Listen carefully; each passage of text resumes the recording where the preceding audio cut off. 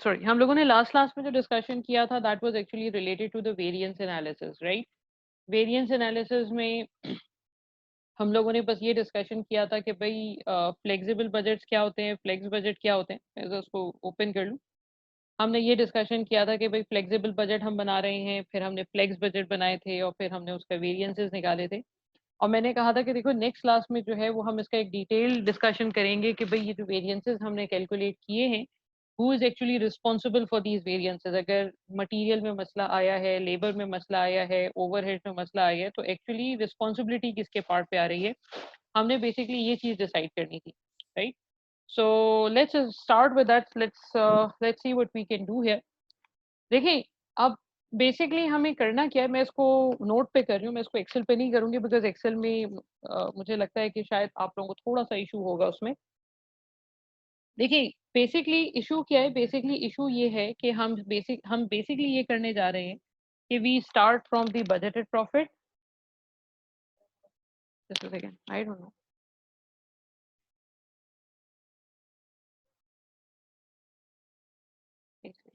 ये ले लें, इससे कर लें। हाँ, इससे बेल दे दें, फिर घूम लीजिए।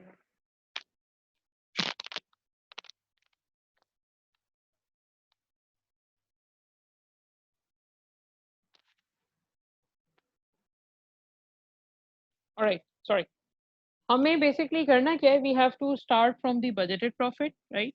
हमने साल के शुरू में डेफिनेटली कोई ना कोई प्रॉफिट एस्टिमेट किया होगा। तो हम कहते हैं कि देखो यार, कंपनी का एक था बजटेड प्रॉफिट। ठीक है, बजटेड प्रॉफिट जो है वो सपोज 4 लाख का है, और जो मेरा एक्चुअल प्रॉफिट हुआ वो एक्चुअल प्रॉफिट जो है वो तकरीबन लेट्स से 300,000 का है। तो इसका मतलब एक्चुअल प्रॉफिट मेरे बजटेड प्रॉफिट से तकरीबन $100,000 कम है। ठीक है, अब तकरीबन 1 लाख का डिफरेंस आ रहा है प्रॉफिट में। ठीक है, this is reduction in profit. अब सवाल ये पैदा होता है कि मुझे ये आइडेंटिफाई करना है कि just a second, excuse me यार, जस्ट अ सेकंड। बात सुनिए जरा। एक काम करें, आप ये व्हाट्सएप करें, सुने, इसी से नंबर निकाल लें। मैं इसका डिस्प्ले ऑफ कर देता हूँ, जस्ट अ सेकंड।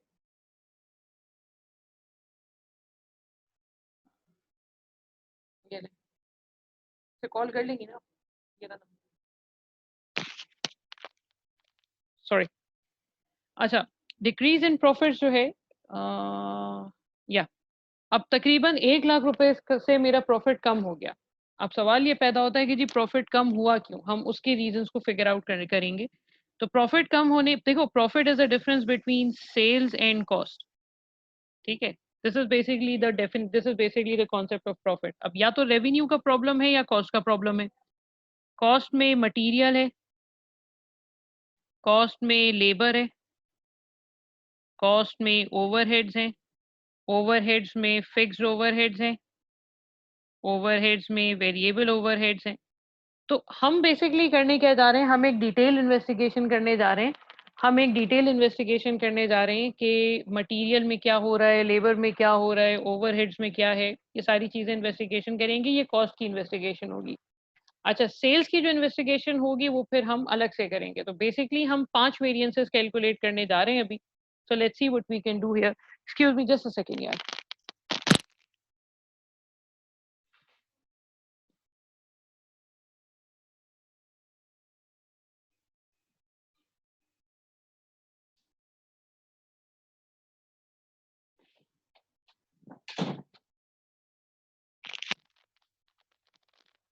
सॉरी।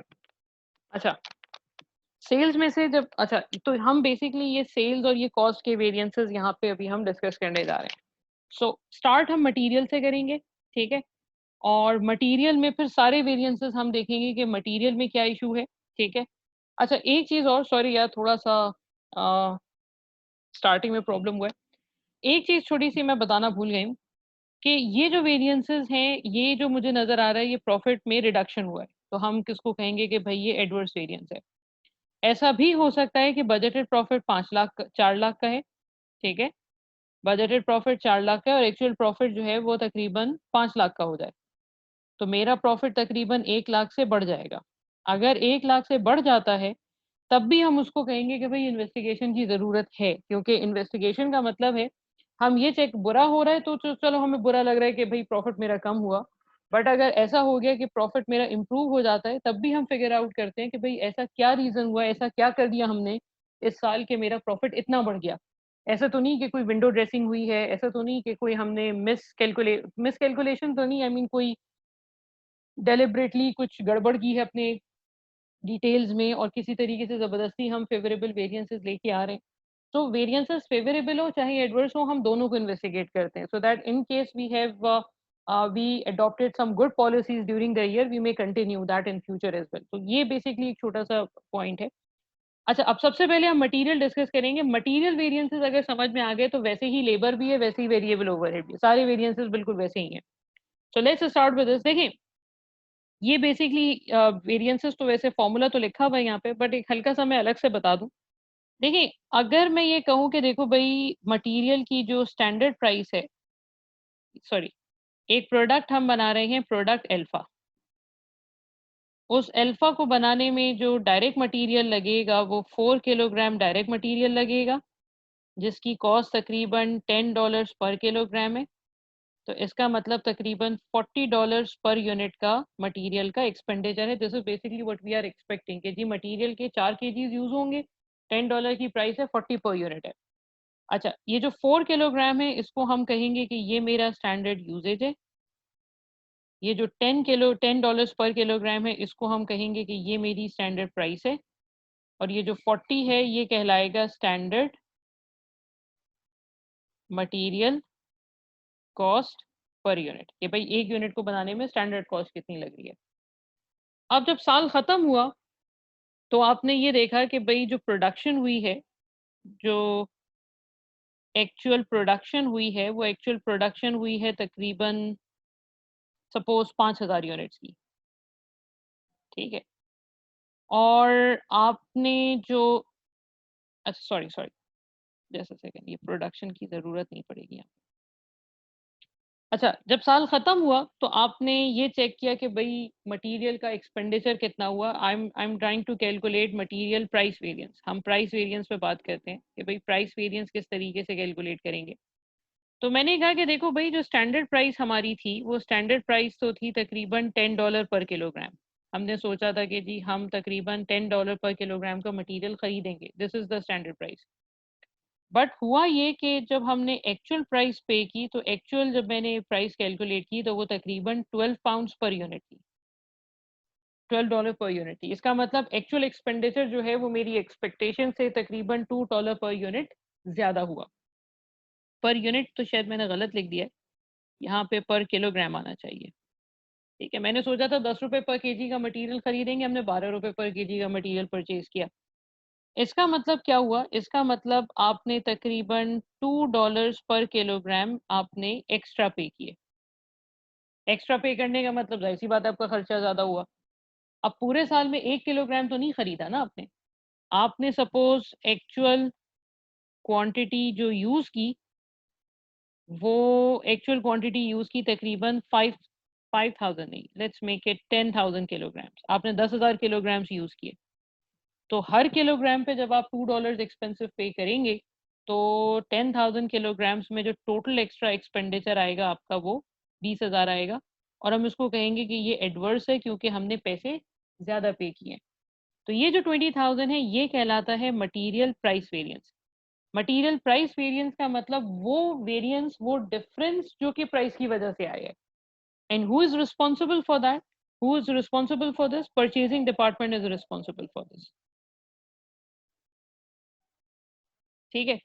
तो अब अगर कोई मुझसे पूछे कि जी मटेरियल प्राइस वेरिएंस का फॉर्मूला क्या होगा, तो मटेरियल प्राइस वेरिएंस को हमने कैसे कैलकुलेट किया? पहले स्टैंडर्ड में से एक्चुअल प्राइस को माइनस किया, डिफरेंस देखा, और डिफरेंस को फिर हमने नंबर ऑफ किलोग्राम से मल्टीप्लाई कर दिया। तो ये बेसिकली यहाँ पे उसका फॉर्मूला लिखा हुआ है। दिस इज दी, ये वाला पॉइंट, ये स्टैंडर्ड प्राइस है, उसमें से हमने माइनस किया एक्चुअल प्राइस को। स्टैंडर्ड प्राइस में से एक्चुअल प्राइस जब मैंने माइनस कर दी तो मैंने फिर उसको मल्टीप्लाई कर दिया एक्चुअल कंजम्पशन से। एक्चुअल कंजम्पशन जो है वो तकरीबन 10,000 किलोग्राम्स का है। ठीक है, तो इसका मतलब ये है कि तकरीबन 20,000 रुपये मैंने एक्स्ट्रा पे किए just because of the reason that the company purchase material at high cost. यहाँ तक कोई मसला है? ओके।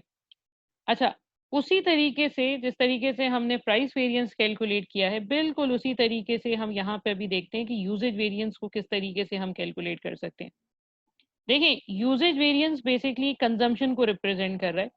अब यहाँ पे मैंने ये सोचा था कि जी मटेरियल 1 यूनिट को बनाने में तकरीबन 4 केजीज़ का कंजम्पशन होगा, ठीक है? अब सपोज़ मैंने अच्छा ये दोनों वेरिएंसेस अभी मैं बिल्कुल आइसोलेशन में निकाल रही हूँ, जस्ट मैं एक रैंडमली फिगर्स दे रही हूँ। सपोज़ जो आपकी एक्चुअल प्रोडक्शन है, वो एक्चुअल प्रोडक्शन है 2000 यूनिट्स की सपोज़।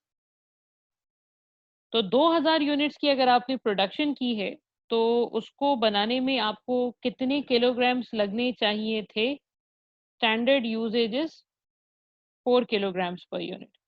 इसका मतलब टेक्निकली आपका काम 8000 किलोग्राम्स में हो जाना चाहिए था। This is what this is standard quantity allowed कि भई इतनी क्वांटिटी लगनी चाहिए थी। बट हुआ क्या? हमने एक्चुअल कंज़म्पशन कितनी की? हमने एक्चुअल कंज़म्पशन की तकरीबन 10,000 किलोग्राम्स की, ठीक है? सपोज़। तो इसका मतलब क्या हुआ? इसका मत या चलें 10,000 ना करें इसको 7,000 कर लें। मैंने तकरीबन 1000 किलोग्राम्स कम यूज़ किए। अब कम यूज़ कर रहे हैं अगर आप, तो इसका मतलब it's financially it is in the benefit of company कि जी कंपनी मटेरियल कम यूज़ कर रही है। उसका क्वालिटी पे क्या इफ़ेक्ट पड़ेगा अभी हम उसकी बात नहीं कर रहे, ठीक है? तो ये चीज़ जो है ये कुछ हद तक मेरे लिए अच्छी है। फिर हम उसको अब ज़ाहिर-सी बात है वेरिएंस निकालना है तो उसको डॉलर्स में निकालना है तो उसको हम मल्टीप्लाई कर देते हैं स्टैंडर्ड प्राइस से। स्टैंडर्ड प्राइस इस वक़्त है तकरीबन 10 पाउंड्स पर किलोग्राम। तो we multiply it with 10 so this will be 10,000 favourable variance. ये कहलाएगा material usage variance. Usage variance का मतलब हम कंजम्पशन साइड पे चेक कर रहे हैं कि भाई कंजम्पशन साइड पे क्या हुआ, कंजम्पशन कम हुआ, कंजम्पशन ज़्यादा हुआ, हम उसके ऊपर बात कर रहे हैं। और इसके लिए कौन रिस्पॉन्सिबल है? इसके लिए जो है वो आपका प्रोडक्शन डिपार्टमेंट रिस्पॉन्सिबल है क्योंकि कंजम्पशन या यूसेज की जो रिस्पॉन्सिबिलिटी है वो प्रोडक्शन के पास आती है, वो परचेजिंग पे नहीं होती, ठीक है? तो अगर कोई मुझसे इसका फॉर्मूला पूछे कि भाई इसका फॉर्मूला क्या है, तो हमने क्या किया, हमने स्टैंडर्ड क्वांटिटी को कंपेयर किया एक्चुअल क्वांटिटी के साथ और उसके बाद फिर हमने उसको स्टैंडर्ड प्राइस से मल्टीप्लाई कर दिया। तो इसको यूजुअली मैं यूँ लिखती हूँ standard quantity allowed for actual production. ये पूरा लिखने का मतलब ये है क्योंकि अगर कहीं पे मैं सिर्फ ये लिख दूँ ना कि स्टैंडर्ड क्वांटिटी अलाउड, तो क्वेश्चन में बजटेड प्रोडक्शन भी होती है, एक्चुअल प्रोडक्शन भी होती है, बच्चे कंफ्यूज हो जाते हैं। तो हमें ये देखना है कि भाई एक्चुअल प्रोडक्शन जो आपने की उसको करने में कितनी क्वांटिटी कंज्यूम होनी चाहिए थी टेक्निकली और आपने कितना कंज्यूम किया। एक सिंपल कॉमन सेंस लॉजिक है कि भाई कितना कंजम्पशन होना चाहिए था एक्चुअल प्रोडक्शन पे और हमने उसके बदले में कितना कंजम्पशन किया। अगर एक्चुअल कंजम्पशन ज्यादा हो जाएगा तो एडवर्स हो जाएगा, एक्चुअल कंजम्पशन कम होगा तो फेवरेबल होगा। मल्टीप्लाई उसको हम स्टैंडर्ड प्राइस से करते हैं। स्टैंडर्ड प्राइस जो है वो हमेशा यूजुअली या तो किलोग्राम में होगी या टन्स में होगी या लीटर में होगी या मीटर में होगी, किसी भी रॉ मटेरियल के यूनिट में होगी। यहाँ तक कोई मसला है भाई?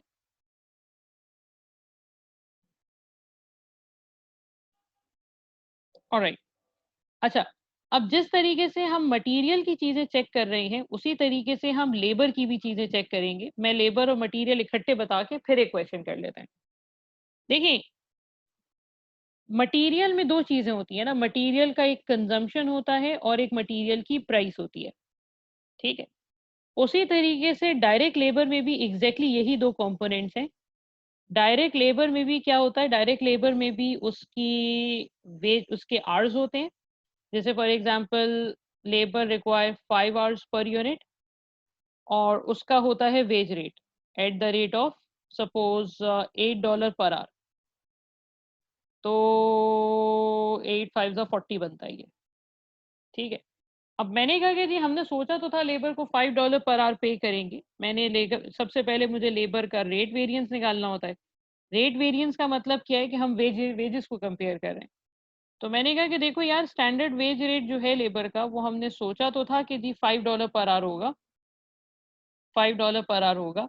बट जो हमने एक्चुअल वेजेस पे की बिकॉज़ ऑफ सम रीज़न, जब हमने ओवरटाइम पे किया और सब हमने एवरेज आउट किया, तो वो तकरीबन $5.4 पर आवर निकला। इसका मतलब हमने लेबर को जितना सोचा था उससे 0.4 आवर्स ज़्यादा पे किया।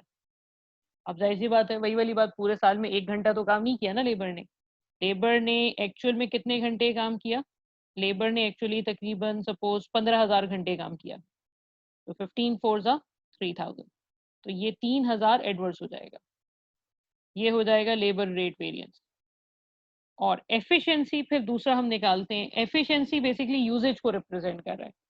तो लेबर एफिशिएंसी वेरिएंस क्या हो जाएगा? वो हो जाएगा कि भाई कितना टाइम लगना चाहिए था टेक्निकली। तो मैंने कहा कि देखो भाई, एक्चुअल प्रोडक्शन जो हमने की है, मटेरियल में हमने 2000 यूनिट्स लिया था, लेबर में भी 2000 ले लेते हैं। मैंने कहा देखो यार, 2000 यूनिट्स तो बनाए हमने, और जो स्टैंडर्ड मेरा टाइम है वो स्टैंडर्ड टाइम है तकरीबन 5 घंटे का। इसका मतलब टेक्निकली लेबर ने 10,000 घंटे में काम करना था। This is what, this is standard hours allowed for actual production. लेकिन लेबर ने इसी काम को करने के लिए एक्चुअल टाइम जो कंज्यूम किया वो 9800 यूनिट्स था, 9800 आवर्स था। तो लेबर ने 200 घंटे बचा लिए। It's a favourable thing. Multiply by standard wage rate कर देंगे तो मेरे पास स्टैंडर्ड वेज रेट सपोज कितनी थी, $8 थी। तो ये हो जाएगा तकरीबन $1600, और ये हो जाएगा मेरे लिए फेवरेबल। ये हो जाएगा लेबर एफिशिएंसी वेरिएंस। ठीक है। तो बेसिकली हम क्या कर रहे हैं? बेसिकली हम ये कर रहे हैं कि देखो भाई, क्यों अलग अलग कर रहे हैं, इसलिए अलग, बट टोटल वेरिएंस निकाल के खत्म कर दें। टोटल वेरिएंस हम इसलिए नहीं निकाल के खत्म कर रहे क्योंकि टोटल वेरिएंस तो मुझे ये बताता है ना कि इन टोटलिटी में क्या हुआ। रिस्पॉन्सिबल कौन है मुझे तो नहीं पता। तो मैंने कहा देखो भाई, इतने वेरिएंस के लिए परचेजिंग रिस्पॉन्सिबल है, इतने वेरिएंस के लिए प्रोडक्शन रिस्पॉन्सिबल है, इतने वेरिएंस के लिए एचआर रिस्पॉन्सिबल है, और इतने वेरिएंस के लिए प्रोडक्शन रिस्पॉन्सिबल है। जी भाई, कोई कुछ कहना चाह रहा है?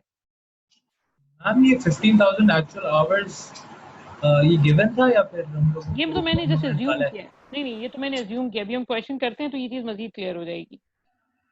यहाँ तक कोई मसला है तो बता दें। ठीक है। अच्छा, एट द एंड हम इन दोनों को जब प्लस कर देते हैं तो मुझे ये पता चल जाता है कि मटेरियल में जो भी हुआ उससे नेट इफेक्ट मेरी कॉस्ट पे क्या पड़ा, या लेबर में जो भी हुआ उसमें नेट इफेक्ट मेरी कॉस्ट में क्या पड़ा। This is basically what we do. अच्छा, अब इसका फॉर्मूला तो खैर लिखा हुआ है फॉर्मूला शीट में, वो हम देख भी लेंगे। Now we are going to start with the first question, and this question says that following details given about material and labor of a company. Direct material 2.5 kilograms per unit at the rate of $8 per kilogram, that is 20 per unit. ठीक है। इसमें ये standard usage है, ये standard price है, और ये standard cost है।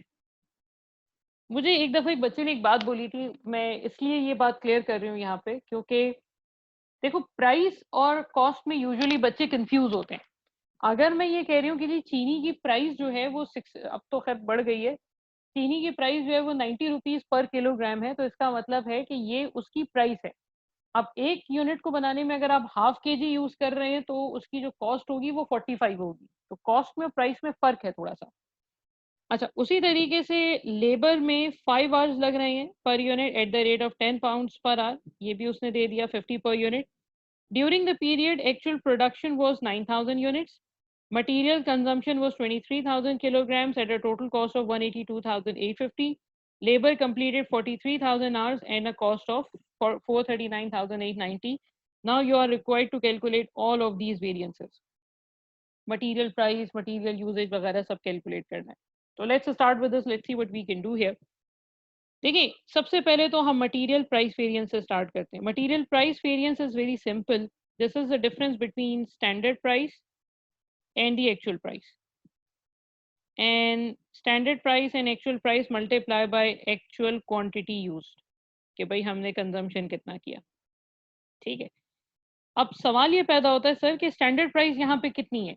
स्टैंडर्ड प्राइस तो $8 है। ठीक है। तो मैंने कहा था कि जी सोचा तो हमने $8 का था, पर पता नहीं कितने का खरीदा।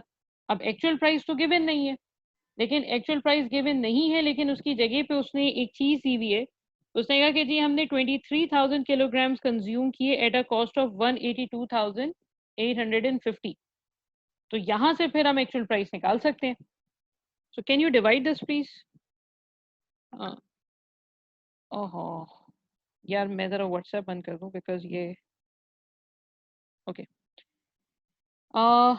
ये हो जाएगा 182,850 divided by 23,000 7.95 perfect 182,850 divided by 23,000 7.95 तो सर मटेरियल तो सस्ता मिला सस्ता मिलने का मतलब है कि ये तो होगा फेवरेबल अब सस्ता क्यों मिला वो एक अलग चीज़ है कि जी डिस्काउंट हमें मिल गया या हमने बल्क परचेजिंग कर ली या कोई लो क्वालिटी मटेरियल खरीद लिया या मार्केट में प्राइसेस गिर गई या मुझे सप्लायर ने अनएक्सपेक्टेड डिस्काउंट दे दिया जो भी रीजन था वो भी रीजन हमें नहीं पता लेकिन हमें इतना पता है कि जो भी प्राइस हुई है वो फेवरेबल हुई है multiply by what multiply by actual quantity used actual consumption in this case is 23,000 kilograms so we'll multiply it by 23,000 kilograms.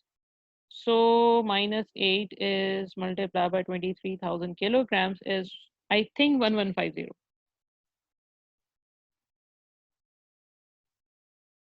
यानी फेवरेबल का मतलब है कि यहाँ पे आपकी सेविंग्स हुई हैं पैसे बचे हैं आपके 1 किलोग्राम पे 0.05 मल्टीप्लाई बाय 23,000 किलोग्राम पे इतने पैसे बच गए अच्छा material usage variance is what material usage variance is simply standard quantity allowed for actual production minus actual quantity used into standard price ये सेलिंग प्राइस नहीं है ये स्टैंडर्ड प्राइस है अच्छा अब मुझे ये देखना है कि भाई जितने यूनिट्स हमने बनाए उसको बनाने में कितना कंजम्पशन टेक्निकली होना चाहिए था तो सर हमने तो बनाए हैं तकरीबन 9,000 यूनिट्स ठीक है हमने 9,000 यूनिट्स बनाए हैं प्रोडक्शन 9,000 यूनिट्स की है और एक यूनिट को बनाने में सर तकरीबन 2.5 किलोग्राम लग रहे हैं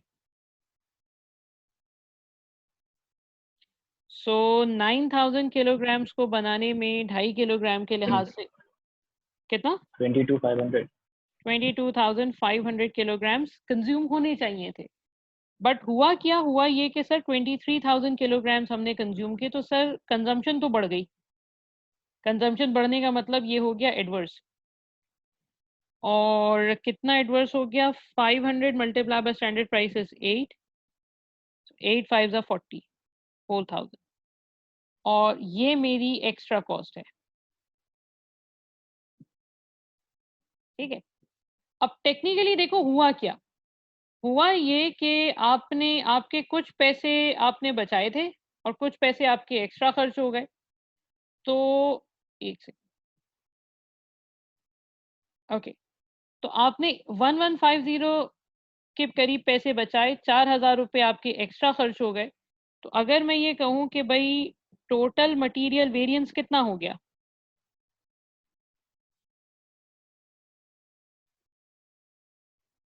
टोटल का मतलब है माइनस कीजिएगा बिकॉज एक एडवर्स है एक फेवरेबल है सो 4,000 माइनस 1150 इज 2,850 तकरीबन 2,850 के करीब मेरा एडवर्स एक्सपेंडिचर हुआ एडवर्स का मतलब है सर पैसे ज़्यादा लग गए तो इसका मतलब ये हुआ सर कि आपने थोड़ा सा मटेरियल सस्ता खरीदा था अब we don't know what is the reason behind that हो सकता है आपको डिस्काउंट मिला हो सकता है आपने लो क्वालिटी का मटेरियल खरीदा हो लेकिन सर जो भी मटेरियल खरीदा है कंजम्पशन बढ़ गई है तो हम एक ब्लाइंड गेस कर सकते हैं कि भाई ऐसा शायद हुआ होगा कि हमने थोड़ा लो क्वालिटी का मटेरियल खरीदा है जिसकी वजह से कंजम्पशन ज़्यादा हो गया है बट ये हम श्योर शॉट नहीं हो सकते जब तक कि मेरे पास कंप्लीट पिक्चर ना आ जाए क्योंकि ऐसा भी हो सकता है कि आपको डिस्काउंट मिला और लेबर ने ये सारा गड़बड़ कर दिया लेबर का भी मसला हो रहा हो तो लेबर को चेक किए बगैर तो हम ये नहीं कह सकते कि कंजम्पशन में क्या हुआ लेकिन बहरहाल सिचुएशन ये हुई है कि सर आपकी पॉलिसी अगर आपने सस्ता मटेरियल खरीदने की पॉलिसी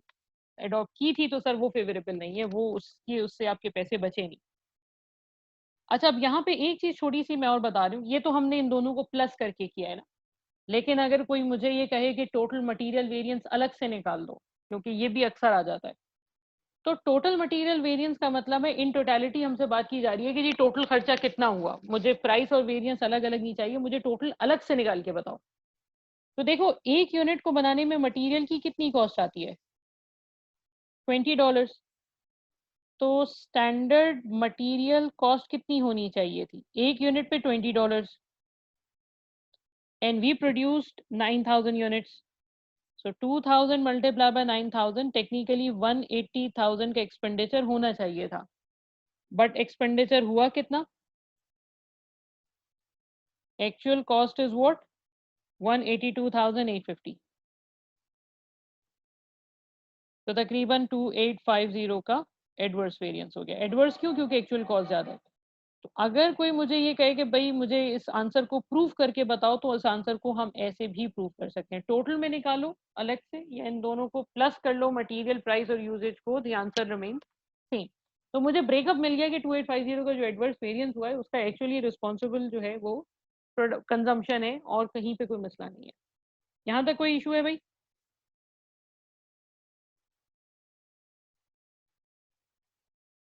चलें आगे चलते हैं. अब आते हैं ज़रा लेबर वेरिएंसेस पे. लेबर वेरिएंसेस के लिए अब हम बिल्कुल फोकस करेंगे लेबर के ऊपर. लेट्स सी लेबर में क्या चीज़ें दी हुई हैं. अच्छा, उसने ये कहा कि ड्यूरिंग लेबर में उसने कहा 5 hours per unit at the rate of $10 per hour, 50 pounds per unit, $50 per unit. Production वही 9,000 की है और लेबर ने इतने घंटे काम किया जिसके लिए हमने उसको इतने डॉलर्स पे किए. ठीक है. अब मैंने कहा चलो ठीक है, लेबर भी चेक करते हैं. सबसे पहले हम लेबर रेट वेरिएंस निकालेंगे. Rate variance is what? बिल्कुल वही है, स्टैंडर्ड प्राइस और स्टैंडर्ड एक्चुअल प्राइस थी मटेरियल में. यहाँ पे standard wage rate minus actual wage rate है. क्यों? क्योंकि लेबर की प्राइस तो नहीं होती ना, लेबर का तो वेज रेट होता है, तो हमने वेज रेट लिख दिया यहाँ पे. यहाँ पे एक्चुअल क्वांटिटी यूज था, यहाँ पे एक्चुअल आवर्स आ जाएगा. बिल्कुल वही फॉर्मूला है. ठीक है भाई. अच्छा, अब हम देखते हैं do we have enough space. Yes. अच्छा, अब हम देखते हैं कि जी स्टैंडर्ड वेज रेट कितनी थी. स्टैंडर्ड वेज रेट सर हमने डिसाइड किया था 10 पाउंड्स पर आवर है. So standard wage rate is 10 pounds per hour. और एक्चुअल वेज रेट कितनी है? एक्चुअल वेज रेट तो सर दी भी नहीं है, तो निकाल लेते हैं. सर लेबर की कॉस्ट कितनी है? लेबर की कॉस्ट है 439,890 divided by 43,000. 439,890 divided by 43,000 is I think 10.23 बन रही है. तो सर लेबर को तो आपने पैसे ज़्यादा दिए. ठीक है, तो लेबर को अगर पैसे ज़्यादा दिए तो ये एडवर्स है, जाहिर सी बात है, पैसे खर्चा ज़्यादा हुआ आपका. अब 1 घंटे पे आपने 0.23 एक्स्ट्रा दिया है ना. आपने लेबर से कितने घंटे काम करवाए हैं सर? 43,000 आवर्स. सो 43,000 का मतलब है ये हो जाएगा तकरीबन 9890. Correct me if I am wrong. इसका मतलब ये आपकी एक्स्ट्रा कॉस्ट है, आपके पैसे एक्स्ट्रा गए क्योंकि आपने लेबर को अपनी एक्सपेक्टेशन से ज़्यादा पैसे दिए. ठीक है भाई. अच्छा, उसके बाद हम आते हैं लेबर एफिशिएंसी वेरिएंस पे. Efficiency variance is simple, standard hours allowed for actual production minus actual hours worked into standard rate, wage rate. ठीक है भाई. अच्छा, अब मैंने क्या सोचा था? मैंने ये सोचा था कि भाई 5 घंटे में लेबर अपनी प्रोडक्शन कंप्लीट कर लेगा. ठीक है. So I was expecting that labor required 5 hours per unit and the production which he made was 9,000 units. So 5 9 बनता है 45,000. मेरे जहन में इतने घंटे थे, लेकिन हुआ क्या, लेबर ने उसी काम को करने के लिए सिर्फ 43,000 आवर्स लिए. So labour actually save time, labour actually save 2,000 hours. Remember, इसी के ऊपर हम लेबर को बोनसेस भी पे करते हैं. तो लेबर ने 2,000 घंटे बचा लिए, ये मेरे लिए हो गया फेवरेबल. पैसे बचे हैं तो फेवरेबल होगा. कितने पैसे बचे हैं उसके लिए हम वेज रेट से मल्टीप्लाई करेंगे. Wage rate is 10. So 10 multiply by 2,000 is 20,000. तो $20,000 आपके बच गए.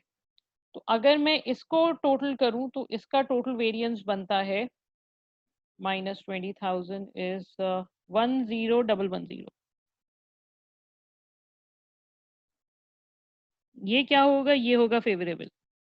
इसका मतलब लेबर को थोड़े से पैसे आपने ज़्यादा पे किया, आपने लेबर को $0.23 एक्स्ट्रा पे किया, लेकिन उसके बदले में उसने आपके पैसे बचाए बहुत।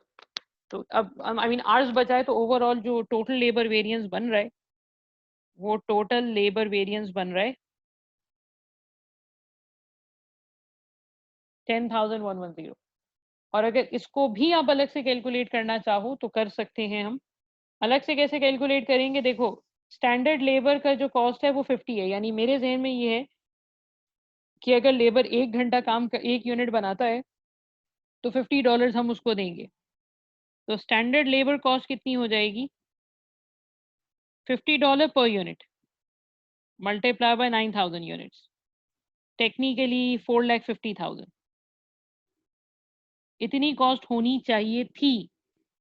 एक्चुअल कॉस्ट कितनी हुई? एक्चुअल लेबर कॉस्ट हुई 439,890।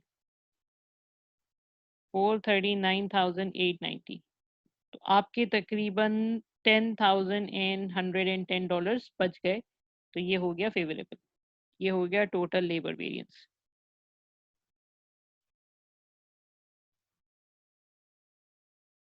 ठीक है भाई, यहाँ तक कोई मसला है?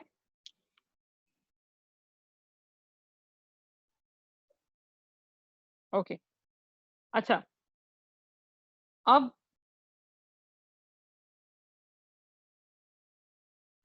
जो है वो यहाँ तक कंप्लीट करने के बाद हमने दो चीज़ें देखी अभी फ़िलहाल।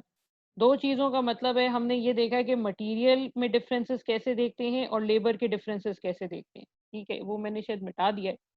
तो ये दो चीज़ें हमने देखी थी, और ये दो चीज़ें हैं क्या? ये जो पिछली क्लास में हमने ये वाले वेरिएंसेस निकाले थे ना, ये मटेरियल का 11,000 का वेरिएंस, ये मैं थोड़ा सा इसको हाईलाइट कर दूं यहाँ पे। मटेरियल का 11,000 का जो वेरिएंस था और लेबर का जो 16,000 का वेरिएंस था, ये हमने यहाँ पे ये इन्वेस्टिगेट किया है। ये टोटल वेरिएंस जो हम यहाँ पे निकाल रहे हैं, ये वो वेरिएंसेस हैं जो हमने फ्लेक्सिबल बजट में निकाले थे। अब हमने उसकी इन्वेस्टिगेशन करके ये पता लगाया है कि प्राइस का डिफरेंस कितना है, यूजेज का डिफरेंस कितना है, आवर्स का डिफरेंस कितना है, और वेज रेट का डिफरेंस कितना है। ठीक है भाई?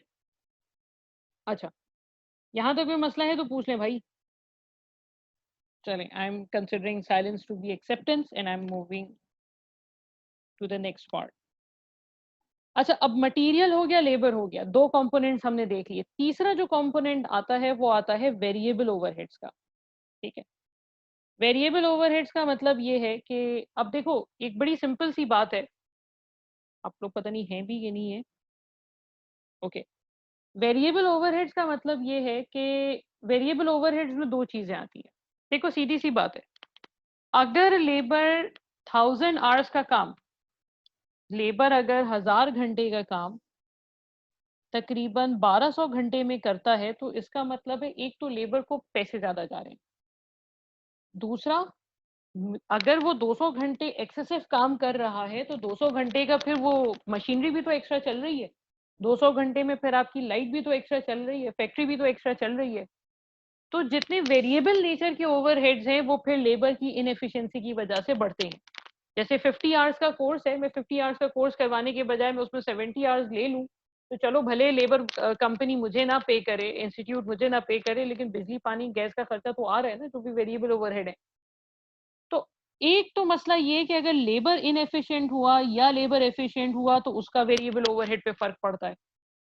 दूसरा एक और फर्क पर ये पड़ता है कि भाई सपोज मैंने 1,000 आवर्स में काम करना था, मैंने एग्जैक्टली 1,000 आवर्स में काम कंप्लीट किया, no variance in terms of hours, लेकिन हुआ ये कि गवर्नमेंट ने जो बिजली के रेट्स हैं वो बढ़ा दिए, तो बिल ज्यादा आएगा।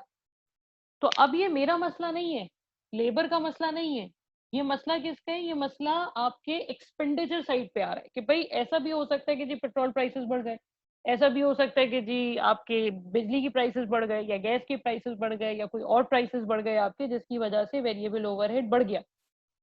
तो वेरिएबल ओवरहेड के भी जैसे मटेरियल और लेबर के दो दो कंपोनेंट्स है ना, एक प्राइस और एक यूजेज, एक वेज रेट और एक आवर्स, उसी तरीके से वेरिएबल ओवरहेड्स के भी दो कंपोनेंट्स हैं। एक कंपोनेंट है उसका उसका एक्सपेंडिचर, और एक है उसके आवर्स। जैसे मैंने कहा कि देखो भाई, वेरिएबल ओवरहेड जो है वो तकरीबन $8 पर आ रहे हैं। पर लेबर आर है, ये मशीन आर भी हो सकता है। इसका मतलब हमने वेरिएबल ओवरहेड्स को लेबर की बेसिस पे एब्जॉर्ब किया हुआ है, ठीक है। अब और जो मेरे नंबर ऑफ आवर्स हैं वो हैं तकरीबन लेट्स से 2 आवर्स। इसका मतलब एक यूनिट को बनाने में तकरीबन $16 का वेरिएबल ओवरहेड का खर्चा होगा, ठीक है। अब अगर लेबर के आवर्स बढ़ते हैं तब भी कॉस्ट बढ़ेगी, और अगर एक्सपेंडिचर बढ़ता है तब भी कॉस्ट बढ़ेगी। तो जैसे मटेरियल में हमने वेरिएंसेस निकाले थे, जैसे लेबर में भी हमने वेरिएंसेस निकाले थे, वैसे ही इसमें भी वेरिएंसेस। अब मैं दोबारा से ये पूरी लॉजिक नहीं बता रही हूँ। देखो, सबसे पहले आता है वेरिएबल ओवरहेड एक्सपेंडिचर वेरिएंस, ठीक है। आपकी आसानी के लिए मैं इसको ब्रैकेट में रेट वेरिएंस लिख देती हूँ, ताकि आप इसको और लेबर वाले वेरिएंसेस को मैच कर सको। वैसे इसको रेट वेरिएंस कहते नहीं है, ये बोल मत देना कहीं पे, कहीं किसी बुक्स में नहीं मिलेगा। एक्सपेंडिचर वेरिएंस का मतलब है कि सबसे पहले हम लेंगे कि स्टैंडर्ड वेरिएबल ओवरहेड रेट कितना था। स्टैंडर्ड वेरिएबल ओवरहेड रेट मतलब ये per hour minus actual variable overhead rate कितना हुआ, एक्चुअल में कितना एक्सपेंडिचर हुआ। तो मुझे अंदाजा हो जाएगा कि भाई पर आवर मेरा कितना एक्सपेंडिचर कम हुआ कि ज्यादा हुआ। अगर बिजली की प्राइसेस कम हो गई तो एक्सपेंडिचर कम होगा आपका। अब सपोज मैंने सोचा ये था कि $8 का रेट होगा, लेकिन रेट हो गया 8.5 का, तो जी बोले। मैम ये हम अभी वेरिएबल ओवरहेड्स कर रहे हैं ना, फिक्स्ड ओवरहेड्स तो अभी तक हमने नहीं किए। नहीं, फिक्स्ड ओवरहेड अभी तक हम लोगों ने बिल्कुल भी नहीं स्टार्ट किए, वो अभी थोड़ी देर में करेंगे, ओके। ठीक है। अच्छा, तो मैंने ये सोचा था $8 का रेट होगा, बट 8.5 का हो गया, तो 0.5 एक्स्ट्रा हमने ओवरहेड, 0.5 के एक्स्ट्रा ओवरहेड आ रहे हैं because of any variation in the expenditure, जो भी बिजली की प्राइसेस वगैरह बढ़ी। अब मैंने तकरीबन 10,000 घंटे काम किया, लेबर ने 10,000 घंटे काम किया, तो इसका मतलब एक घंटे पे अगर 0.5 आपने वेरिएबल ओवरहेड एक्स्ट्रा पे किया, तो 10,000 पे फिर आपने 5,000 एक्स्ट्रा पे किया होगा। तो ये जो है ये आपका 5,000 एडवर्स हो जाएगा, बिल्कुल वैसे ही जैसे हमने लेबर कैलकुलेट किया था। दूसरा आता है variable overhead efficiency variance. Efficiency जो है वो इसकी कंप्लीटली डिपेंडेंट है लेबर के ऊपर।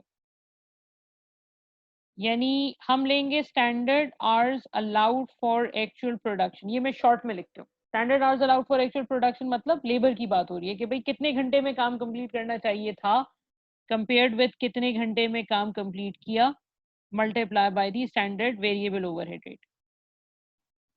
जैसे ये वाली एग्जांपल थी ना, ये वाली पिछली वाली, इसमें हमने सोचा था कि लेबर 10,000 घंटे काम करेगा, लेबर ने काम जल्दी कंप्लीट कर लिया, तो मुझे तो फायदा हो गया।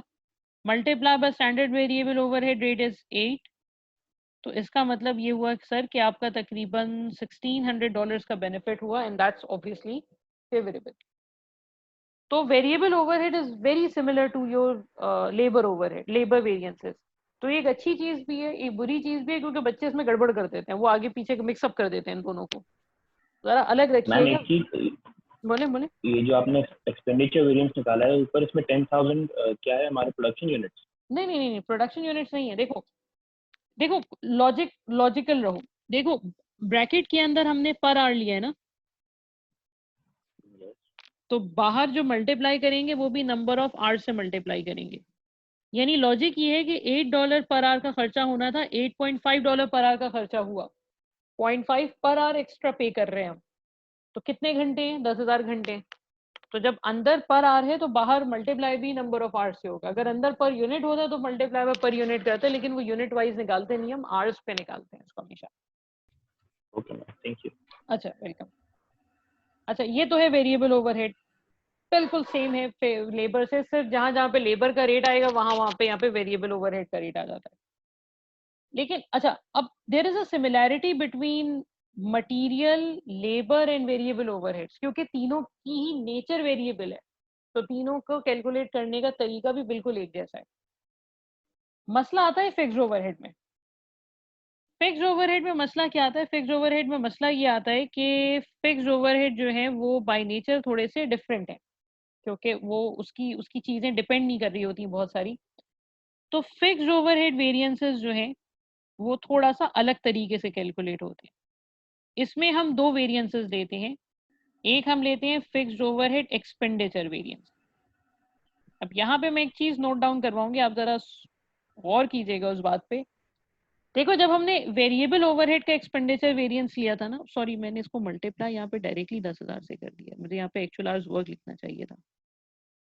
ओके, जब वेरिएबल ओवरहेड हम कैलकुलेट करते हैं एक्सपेंडिचर उसका, तो हम स्टैंडर्ड रेट और एक्चुअल रेट को माइनस करके एक्चुअल आवर्स वर्क से मल्टीप्लाई करते हैं, क्योंकि मुझे पता है कि जितने ज्यादा घंटे काम करेंगे उतना वेरिएबल ओवरहेड एक्सपेंडिचर बढ़ता चला जाएगा। लेकिन फिक्स्ड ओवरहेड का तो किसी चीज से कोई ताल्लुक नहीं है, फिक्स तो फिक्स होती है, उसका तो प्रोडक्शन से कोई ताल्लुक ही नहीं है। तो यहाँ पे हम एक्सपेंडिचर वेरिएंस कैसे निकालते हैं? Simple, budgeted fixed overheads minus actual fixed overhead. Simple, क्योंकि इसका ताल्लुक ना तो प्रोडक्शन से है, ना आर्स से है, machine hours, labour hours, fix का किसी से कोई ताल्लुक नहीं है। तो हम सोचते हैं एक्सपेंडिचर देखना है ना कि कम हुआ कि ज्यादा हुआ, बजट को एक्चुअल से कंपेयर कर दो, खत्म बात। तो ये डिफरेंट है जरा। अच्छा, उसके बाद एक और वेरिएंस हम कैलकुलेट करते हैं जो आता है फिक्स्ड ओवरहेड वॉल्यूम वेरिएंस। अब वॉल्यूम वेरिएंस क्या चीज है? ये बड़ा ये to be very honest volume वेरिएट की वॉल्यूम वेरिएंस पे I can talk till half an hour, क्योंकि ये इसमें है टेक्निकलिटीज, लेकिन फिलहाल मैं उसको उतना ही रख रही हूँ जितने की फिलहाल अभी आप लोगों को जरूरत है, क्योंकि वॉल्यूम वेरिएंस के फिर आगे भी फर्दर चीजें हैं, दो और वेरिएंसेस हैं, वो अभी नहीं पढ़ा रही हूँ बिकॉज हमारे पास थोड़ा सा टाइम कंस्ट्रेंट है। वॉल्यूम वेरिएंस ही पढ़ लें, सही है, उसके सब वेरिएंसेस बाद में कभी देख लेंगे, अगर मौका मिला तो आप लोग कर लीजिएगा। दिस इज बेसिकली एक्चुअल, चले मैं इसको एक्चुअल प्रोडक्शन लिखूं। दिस इज, जी बेटा बोलें। मैम एक मसला हो रहा है, ये वेरिएबल ओवरहेड एफिशिएंसी का समझ नहीं आया मैम। ये जो मैंने लिखा है SHAFAP, ये भी समझ नहीं है, और इसमें ना फेवरेबल है ना एडवर्स है, ये क्यों? अरे यार ये सर ये मेरी गलती है, मैं अपनी गलती मान रही हूँ, ये फेवरेबल है। ये बात मसला क्लियर हो गया। दूसरा मसला ये क्या लिखा है? ये है standard hours allowed for actual production, कि भाई एक्चुअल प्रोडक्शन को करने के लिए टेक्निकली कितने घंटे लगने चाहिए थे। ये है standard hours allowed for actual production. And how I can calculate this? I can calculate this by multiplying my actual production with the standard time. आसान अल्फाज में, एक यूनिट को बनाने में 2 घंटे लगते हैं, तो 10,000 यूनिट्स को बनाने में कितने घंटे लगेंगे? 20,000। ये वही है।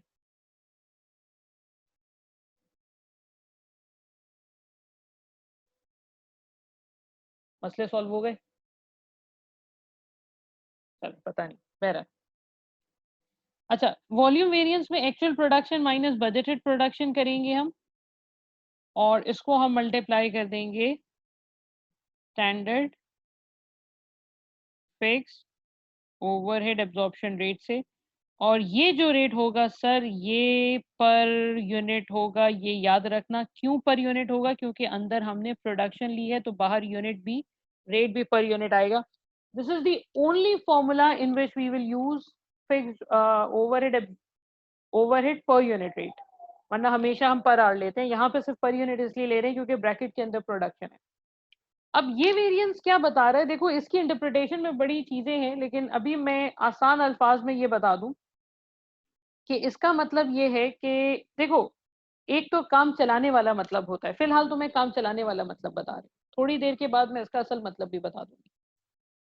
देखो मुझे एक बात पता है कि जब एक्चुअल प्रोडक्शन बढ़ती है तो मेरा फिक्स कॉस्ट, मेरी जो फिक्स कॉस्ट पर यूनिट है वो कम होती चली जाती है। जितना प्रोडक्शन बढ़ाओगे उतनी पर यूनिट कॉस्ट कम होगी। तो ये समझाने वाली, काम चलाने वाली बात है, ये मैं पहले ही बता रही हूँ। तो इस वाले केस में अगर कभी एक्चुअल प्रोडक्शन ज्यादा हो जाती है आपके बजटेड प्रोडक्शन से, तो सर ये चीज मेरे लिए फेवरेबल होगी। और फेवरेबल हम बेसिकली चेक क्या कर रहे हैं? हम बेसिकली ये चेक कर रहे हैं कि भाई प्रोडक्शन ज्यादा होने की वजह से कितना इम्पैक्ट पड़ रहा है। इस पे फिलहाल मैं ज्यादा बात नहीं कर रही हूँ, इसके ऊपर हम बात करेंगे, लेकिन जरा थोड़ा सा हमारी कहानी थोड़ी सी कंक्लूड हो जाए, फिर हम इस पर बात करेंगे कि इसका एक्चुअल मतलब है क्या। इसमें एक चीज मैं और मजीद क्लियर कर दूं कि वॉल्यूम वेरिएंस जो है ये एब्जॉर्प्शन कॉस्टिंग में कैलकुलेट होता है और ये मार्जिनल कॉस्टिंग में कैलकुलेट नहीं होता। क्यों नहीं होता उसका जो ताल्लुक है वो वॉल्यूम वेरिएंस की डिस्क्रिप्शन से है, जो बहुत ज्यादा अभी तक मैंने नहीं बताया। तो फिलहाल तो अभी हम इसको कैलकुलेट करते हैं, फिर हम इसको, एक्चुअली इसका कनेक्शन है अंडर ओवर एब्जॉर्प्शन के साथ, तो मैं अभी थोड़ा सा रुक के कनेक्शन उसको बताऊंगी कि इसका कनेक्शन क्या बन सकता है। ठीक है भाई, जी बोले। की समझ नहीं आ रही यहाँ पे ऊपर बजटेड से एक्चुअल माइनस हो रहे हैं, अभी तक सब जगह यही हो रहा था, अभी एक्चुअल से बजटेड माइनस हो रहा है। उससे कोई फर्क नहीं पड़ता। देखिए मेरी बात सुने, मैं 4000 में से 3000 माइनस करूं, मैं 3000 में से 4000 माइनस करूं, आंसर तो मेरा 1000 ही आएगा, सिर्फ नेगेटिव पॉजिटिव का फर्क होगा।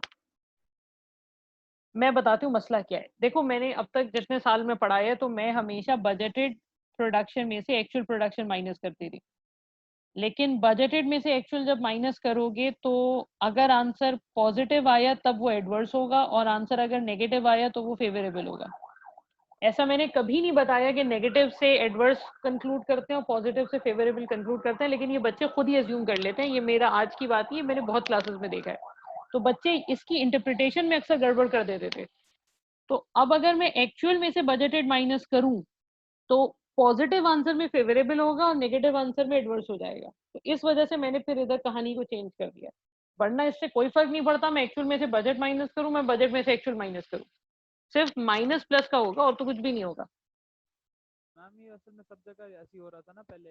तो आप ये कर लो, आप कोई मसला नहीं, आप बजटेड प्रोडक्शन में से एक्चुअल प्रोडक्शन माइनस कर दो, कोई इशू नहीं है, कोई मसला नहीं है। It doesn't make any difference. समझ नहीं आया वो नीचे क्या लिखा है, एक्चुअल प्रोडक्शन ग्रेटर देन, ये भी समझ नहीं आया। ये मैंने ये लिखा है कि अगर एक्चुअल प्रोडक्शन बजटेड प्रोडक्शन से ज्यादा होती है तो ये चीज मेरे लिए फेवरेबल होगी। यानी वेरिएंट अगर कभी, देखें मेरे कहने का मतलब ये है कि सपोज एक्चुअल प्रोडक्शन है, एक्चुअल प्रोडक्शन जो है वो हो जाती है आपकी, एक्चुअल प्रोडक्शन हो जाती है आपकी 5000, ठीक है, बजटेड प्रोडक्शन थी आपकी 4500, इसका मतलब आपने एक्चुअल में 500 यूनिट ज्यादा बनाए। तो ये जो 500 यूनिट ज्यादा बनाई है ना, ये मेरे लिए एक अच्छा सिम्टम है, एक अच्छी चीज है। तो इसको फिर हम मल्टीप्लाई करेंगे फिक्स्ड ओवरहेड एब्जॉर्प्शन रेट से, सपोज वो 10 है, तो हम ये कहेंगे कि भाई 5000 जो वेरिएंस है ये फेवरेबल है। क्यों? क्योंकि एक्चुअल प्रोडक्शन बजटेड प्रोडक्शन से ज्यादा है। अगर ये वाइस वर्सा केस होता कि वो ये कहता कि भाई एक्चुअल प्रोडक्शन जो है वो 5000 की है और जो बजटेड प्रोडक्शन थी वो तकरीबन, हमने तो सोचा था 6000 यूनिट्स बनाएंगे, आपने तो सिर्फ 5000 यूनिट्स बनाए, 1000 यूनिट्स सर आपने कम बनाए हैं। तो 1000 यूनिट्स अगर आप कम बनाएंगे तो ये तो एडवर्स हो जाएगा ना कि भाई प्रोडक्शन कम हो रही है मेरी। प्रोडक्शन कम हो जाना is always negative for the company. तो ये मेरा पॉइंट है कि इसका फेवरेबल एडवर्स कैसे आइडेंटिफाई करेंगे। तो अगर एक्चुअल प्रोडक्शन ज्यादा होती है तो फेवरेबल होगा, एक्चुअल प्रोडक्शन कम होती है तो एडवर्स होगा।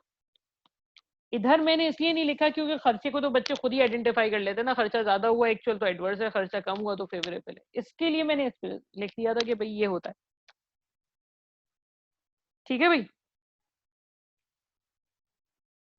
मैम क्वेश्चन करा दें फिर समझ आएगा। जी बिल्कुल, मैं उसी तरफ आ रही हूँ। क्वेश्चन करा के फिर देखते हैं आगे क्या करना है। अच्छा, अब ये एक छोटा सा क्वेश्चन है, इसमें अच्छा अब इस क्वेश्चन में क्या है, इस क्वेश्चन में उसने चीजें दी हुई है। Variable overheads 3 hours at the rate of $6 per hour, 18 per unit, और फिक्स्ड ओवरहेड्स आर 4 पर labour are eight 12 per unit. तो ये सिंपल है, 4 मल्टीप्लाई बाय 3 12 आया है। प्रोडक्शन हमने की 5000 यूनिट्स की, सॉरी बजटेड प्रोडक्शन 6000 की थी, एक्चुअल प्रोडक्शन 5000 की हुई।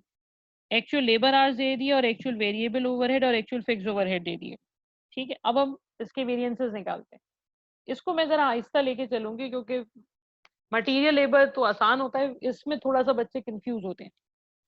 देखिए सबसे पहले हम आते हैं वेरिएबल ओवरहेड एक्सपेंडिचर वेरिएंस पे। Expenditure variance is what? This is standard variable overhead rate minus actual variable overhead rate multiply by actual hours worked. अब देखिए आपका स्टैंडर्ड रेट कितना है, स्टैंडर्ड रेट जो है वो पर आवर वाला लेंगे हम, तो standard rate is 6। Actual rate sir उसने दिया हुआ नहीं है, एक्चुअल रेट हमें खुद से कैलकुलेट करना पड़ेगा। तो एक्चुअल रेट के लिए हम क्या करेंगे, जैसे हमने लेबर में किया था, जो वेरिएबल ओवरहेड्स हैं एक्चुअल 99,125 के, 99,125 उसको हम डिवाइड कर देंगे नंबर ऑफ आवर्स के साथ 15,250। तो ये मेरे पास वेरिएबल ओवरहेड्स आ जाएगा 99,125 माइनस सॉरी डिवाइडेड बाय 15,250, ये आएगा 6.5।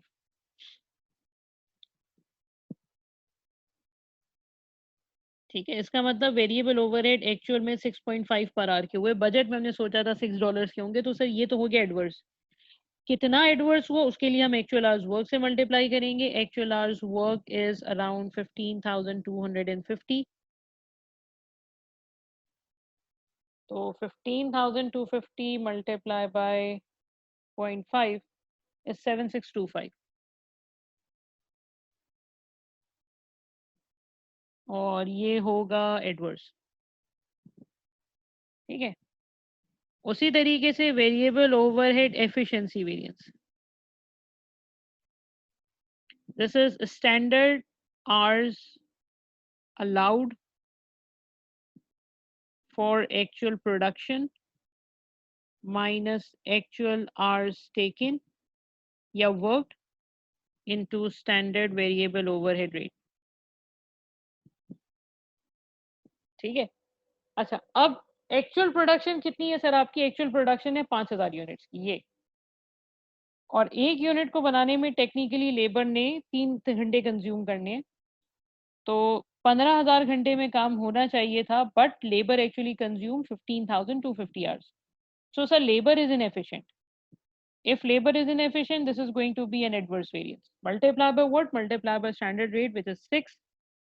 So 6 into 250, ये बनता है 1500, 1500 adverse। तो वेरिएबल ओवरहेड से टोटल कितना फर्क पड़ा आपको? टोटल वेरिएबल ओवरहेड वेरिएंस हो जाएगा आपका 7625 एडवर्स और 1500 एडवर्स, ये टोटल हो जाएगा 9125 एडवर्स। ठीक है भाई, तो ये तो बिल्कुल वैसे ही हमने किया जैसे हमने लेबर में किया था, बस थोड़ा सा फर्क ये कि वेरिएबल ओवरहेड के रेट यूज किए instead of fixed over instead of labour rate. ठीक है भाई, असल इसके बाद जो मसला है वो है जरा फिक्स्ड ओवरहेड का, कि जी फिक्स्ड ओवरहेड का वेरिएंस कैसे निकालना है आपने। अच्छा, अब फिक्स्ड ओवरहेड वेरिएंस के लिए हम दो यूज करते हैं, एक तो होता है फिक्स्ड ओवरहेड एक्सपेंडिचर वेरिएंस,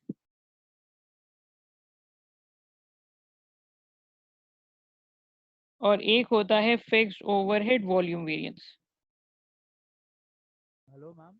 जी बेटा बोले। मैम मैं पूछ रहा था कि ये जो 15,000 आपके पास आया, ये किस तरह 5,000 इंटू 3 क्यों किया आपने? इसमें 5,000 इंटू 6 ये सॉरी 3 इंटू 6,000 क्यों नहीं किया आपने? क्योंकि इसीलिए मैंने लिखा था, ये अभी थोड़ी देर पहले जो मैंने बात की थी ना, ये वही है exactly. Standard hours allowed for actual production करते हैं, अगर मैं उसको 6,000 से मल्टीप्लाई कर दूंगी तो ये बजटेड आवर्स हो जाएंगे, फिर ये standard hours for actual production नहीं होंगे। देखो हम ये नहीं कह रहे कि बजटेड आवर्स कितने थे और एक्चुअल आवर्स कितने, क्योंकि बजट में तो प्रोडक्शन भी अलग है। अब जाहिर सी बात है, अगर मुझे एफिशिएंसी कैलकुलेट करनी है तो हम ये तो नहीं देखेंगे ना कि भाई 6,000 यूनिट्स को बनाने में कितना टाइम लगना चाहिए था और 5,000 यूनिट्स को बनाने में आपने कितना टाइम लिया, ये तो एफिशिएंसी नहीं है ना। एफिशिएंसी तो ये कि भाई 5,000 यूनिट्स को बनाने 6,000 प्रोडक्शन सोचा था आपने, उसको छोड़ दो, वो तो हुआ ही नहीं, प्रोडक्शन तो 5,000 की हुई है।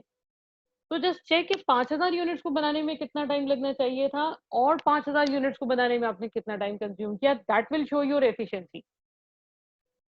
अगर मैं उसको 6,000 से मल्टीप्लाई कर दूंगी तो वो बजटेड आवर्स आ जाएंगे। बजटेड आवर्स और एक्चुअल आवर्स से कैपेसिटी का पता चलता है, वो एफिशिएंसी नहीं होती। मैम पहले जो हम लोग क्वेश्चन कर रहे थे उसके अंदर दोनों अलग गिवन नहीं थे, या फिर उसके अंदर हम लोगों को उसी से मल्टीप्लाई करना था बजटेड से? नहीं, पिछले क्वेश्चन में तो देखो Actual वाले पिछले, में। हाँ मैं बता रही हूँ, पिछले क्वेश्चन में जो है वो बजटेड प्रोडक्शन थी ही नहीं, सिर्फ एक्चुअल प्रोडक्शन थी, तो उसमें ये वाला मसला आया नहीं था। लेकिन अगर एक्चुअल और बजटेड प्रोडक्शन दोनों होती है तो हम एक्चुअल प्रोडक्शन से मल्टीप्लाई करते हैं, बजटेड प्रोडक्शन से मल्टीप्लाई आवर्स को भी नहीं करते और क्वांटिटी को भी नहीं करते। अब चले मैं आपको इसको थोड़ा सा कनेक्ट करने की कोशिश करती हूँ, शायद आपको समझ में आ जाए। आपको याद है पिछली क्लास में जो हमने क्वेश्चन किया था, तो हमने फ्लेक्स बजट 5500 यूनिट्स पे बनाया था, फ्लेक्स बजट 5500 यूनिट्स पे बनाया था और एक्चुअल भी 5500 ही था, वो लिखा हुआ नहीं है यहाँ पे, तो हमने वेरिएंस कैलकुलेट किया था। इसका मतलब जब कभी भी वेरिएंस कैलकुलेट होता है, मोस्ट ऑफ द टाइम वो हम जो प्रोडक्शन है उसको सेम रखते हैं, प्रोडक्शन चेंज नहीं होती है, क्योंकि लाइक टू लाइक कंपैरिजन करने की बात हो रही है ना। तो इसी वजह से जब हम यहाँ पे भी एफिशिएंसी कैलकुलेट कर रहे हैं या कंजम्पशन कैलकुलेट कर रहे हैं, तो हम ये कैलकुलेट कर रहे हैं कि भाई एक्चुअल को करने में कितना क्वांटिटी लगनी चाहिए थी और हमने कितनी क्वांटिटी ली। पिछले क्वेश्चन में हुआ ये था कि वो सिर्फ एक्चुअल प्रोडक्शन गिवन थी, तो ये वाला मसला उठा नहीं था। यहाँ पे एक्चुअल और बजटेड दोनों गिवन है, तो यहाँ पे फिर ये वाला मसला आया है। तो इसका जवाब हल ये है कि अगर एक्चुअल और बजटेड दोनों गिवन हो तो लेबर की एफिशिएंसी वगैरह चेक करने के लिए हम हमेशा एक्चुअल कंसिडर करेंगे, एक्चुअल प्रोडक्शन लेंगे, बजटेड प्रोडक्शन नहीं लेंगे। बजटेड प्रोडक्शन से मल्टीप्लाई करोगे तो बजटेड आवर्स आ जाएंगे। मुझे बजटेड आवर्स से नहीं कंपेयर करना, मुझे स्टैंडर्ड आवर्स से कंपेयर करना है। ठीक है भाई। अच्छा, अब एक्सपेंडिचर वेरिएंस, आई होप ये क्लियर है। एक्सपेंडिचर वेरिएंस में हम लेते हैं दो चीजें, एक हम लेते हैं बजटेड फिक्स्ड ओवरहेड्स और उसमें से माइनस कर देते हैं हम एक्चुअल फिक्स्ड ओवरहेड। ठीक है। और वॉल्यूम वेरिएंस में हम क्या लेते हैं, वॉल्यूम वेरिएंस में हम लेते हैं actual production minus budgeted production into fixed overhead absorption rate pounds per hour per unit. ठीक है। अब जरा देखते हैं क्वेश्चन में बजटेड फिक्स्ड ओवरहेड और एक्चुअल फिक्स्ड ओवरहेड्स गिवन है क्या। Let's take this. ओके, यहाँ पे उसने दिया है मुझे बजटेड प्रोडक्शन दी हुई है, एक्चुअल फिक्स्ड ओवरहेड्स दिए हुए उसने 75,000 की। ठीक है, लेकिन इस पूरे क्वेश्चन में बजटेड फिक्स्ड ओवरहेड उसने नहीं दी। अब अगर बजटेड फिक्स्ड ओवरहेड्स नहीं दिया है तो फिर निकालेंगे, क्योंकि अगर क्वेश्चन है तो कुछ ना कुछ तो करना पड़ेगा ना, करने के कैलकुलेट करने के लिए। इस बुरे वक्त में आपको बस एक चीज याद आनी चाहिए, और ये जो फॉर्मूला है ये काफी ज्यादा यूज होता है फिक्स्ड ओवरहेड वेरिएंसेस में। वो फॉर्मूला है fixed overhead absorption rate, which is budgeted fixed overheads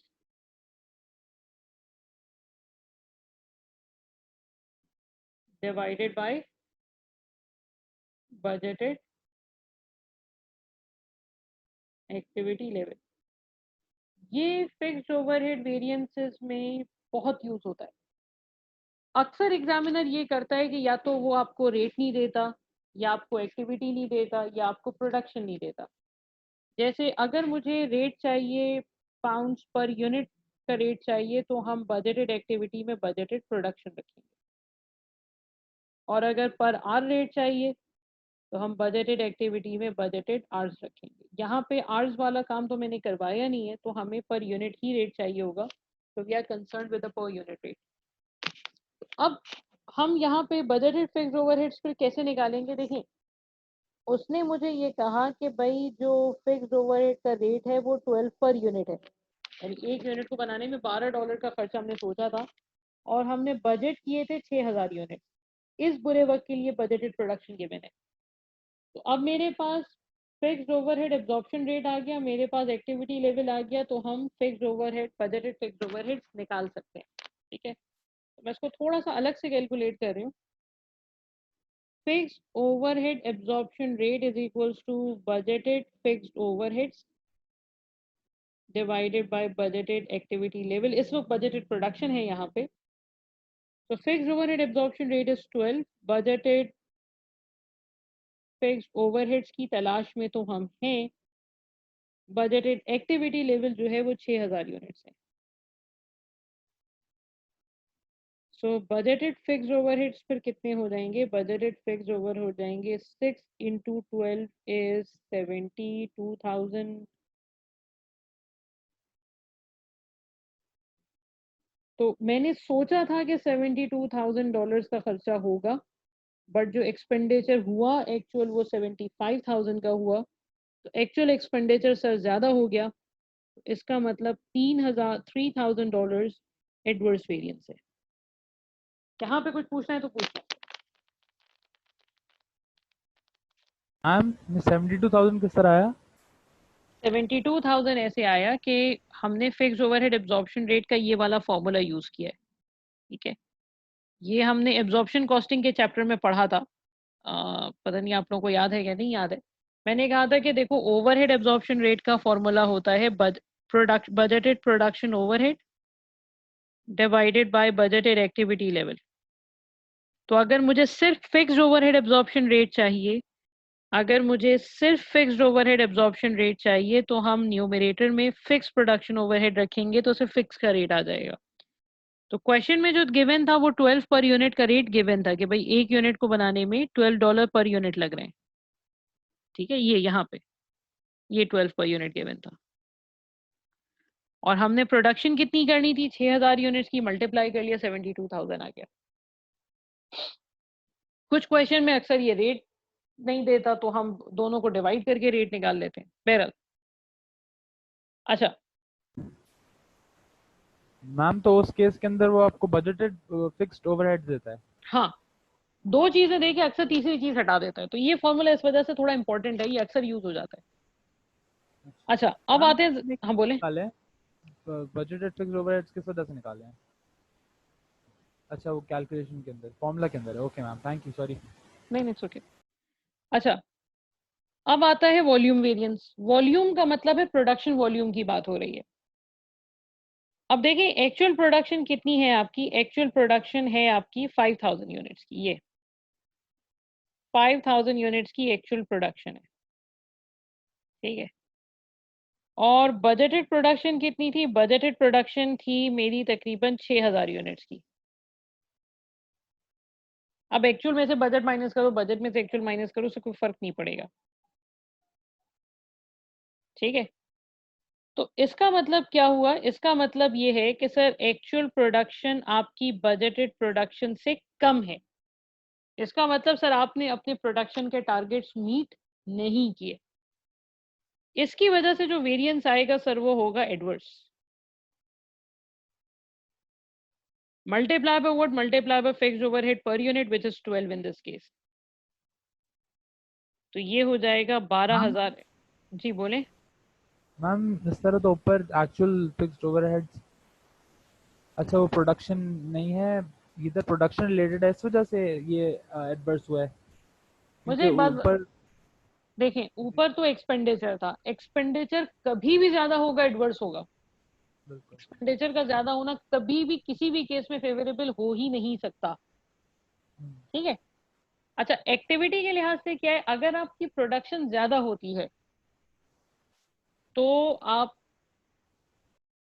actual production अगर कभी ज्यादा होती है तो वो कंपनी के लिए एक अच्छी चीज है, क्योंकि कंपनी अब ज्यादा आउटपुट प्रोड्यूस कर रही है, ठीक है। तो 3,000 वेरिएंस ये एडवर्स हो गया, 12,000 ये एडवर्स हो गया, तो टोटल फिक्स्ड ओवरहेड वेरिएंस कितना हो गया? टोटल फिक्स्ड ओवरहेड वेरिएंस हो गया तकरीबन 3,000 एडवर्स, ठीक है, और 12,000 एडवर्स, तो ये हो गया तकरीबन 15,000 एडवर्स,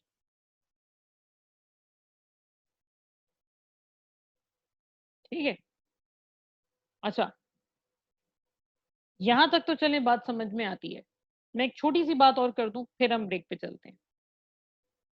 अगर कोई मुझे ये कहे कि भाई एक काम करो जरा मुझे टोटल वेरिएंस निकाल के बताओ, तो टोटल वेरिएंस हमने वैसे तो निकाल लिया, अलग से भी निकाल सकते हैं। अलग से कैसे निकालेंगे? जैसे सारे वेरिएंसेस निकाले थे।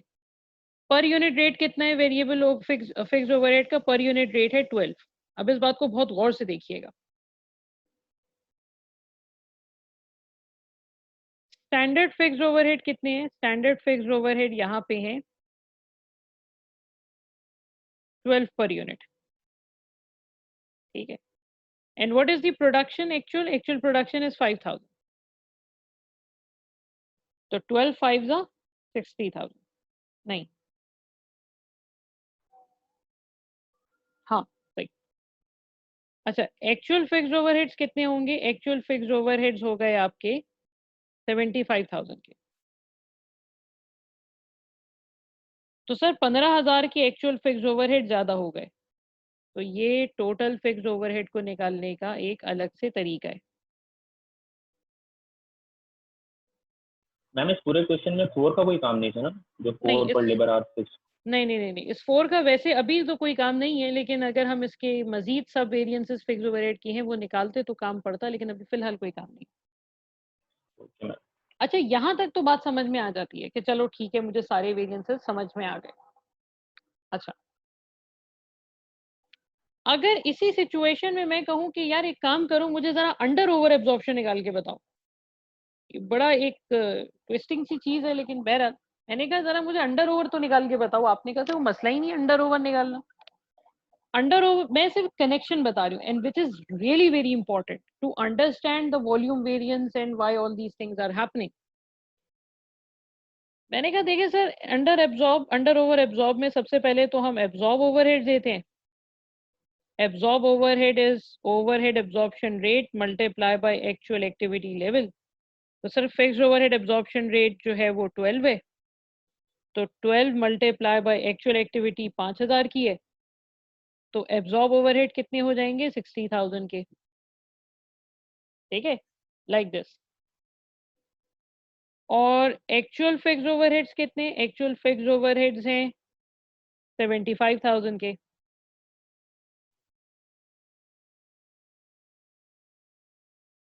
तो 15,000 का क्या आ गया?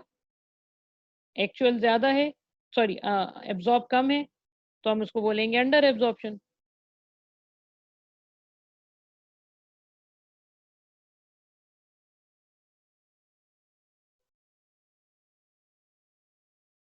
ठीक है, तो सर फिर ये 60,000 अगर मैं इन दोनों चीजों को कंपेयर करूं आपस में, तो ये दोनों चीजें एक ही तो हैं। दोनों चीजें तो एक ही है, सिर्फ नाम का फर्क है। तो फिर ये फिक्स्ड ओवरहेड वेरिएंस क्या चीज है?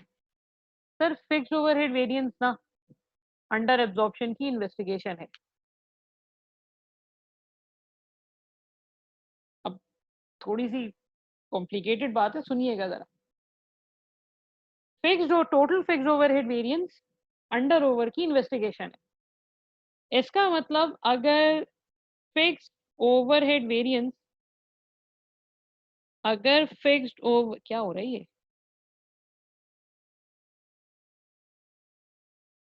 Don't know what's happening, just a second, मैं इसको ऑफ करके ऑन कर।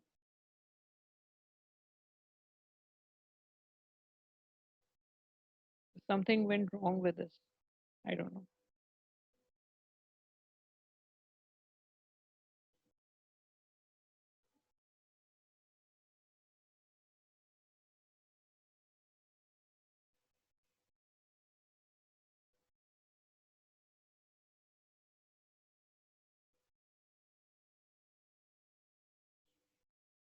ओके, इसका मतलब ये हुआ सर कि जो फिक्स्ड ओवरहेड वेरिएंसेस हैं, फिक्स्ड ओवरहेड वेरिएंस, अगर total fixed overhead variance adverse आता है, इसका मतलब आपके ओवरहेड्स अंडर एब्जॉर्ब है। और अगर total fixed overhead variance favourable आता है, इसका मतलब ओवरहेड्स ओवर एब्जॉर्ब है। ये इस पूरी कहानी का मतलब है।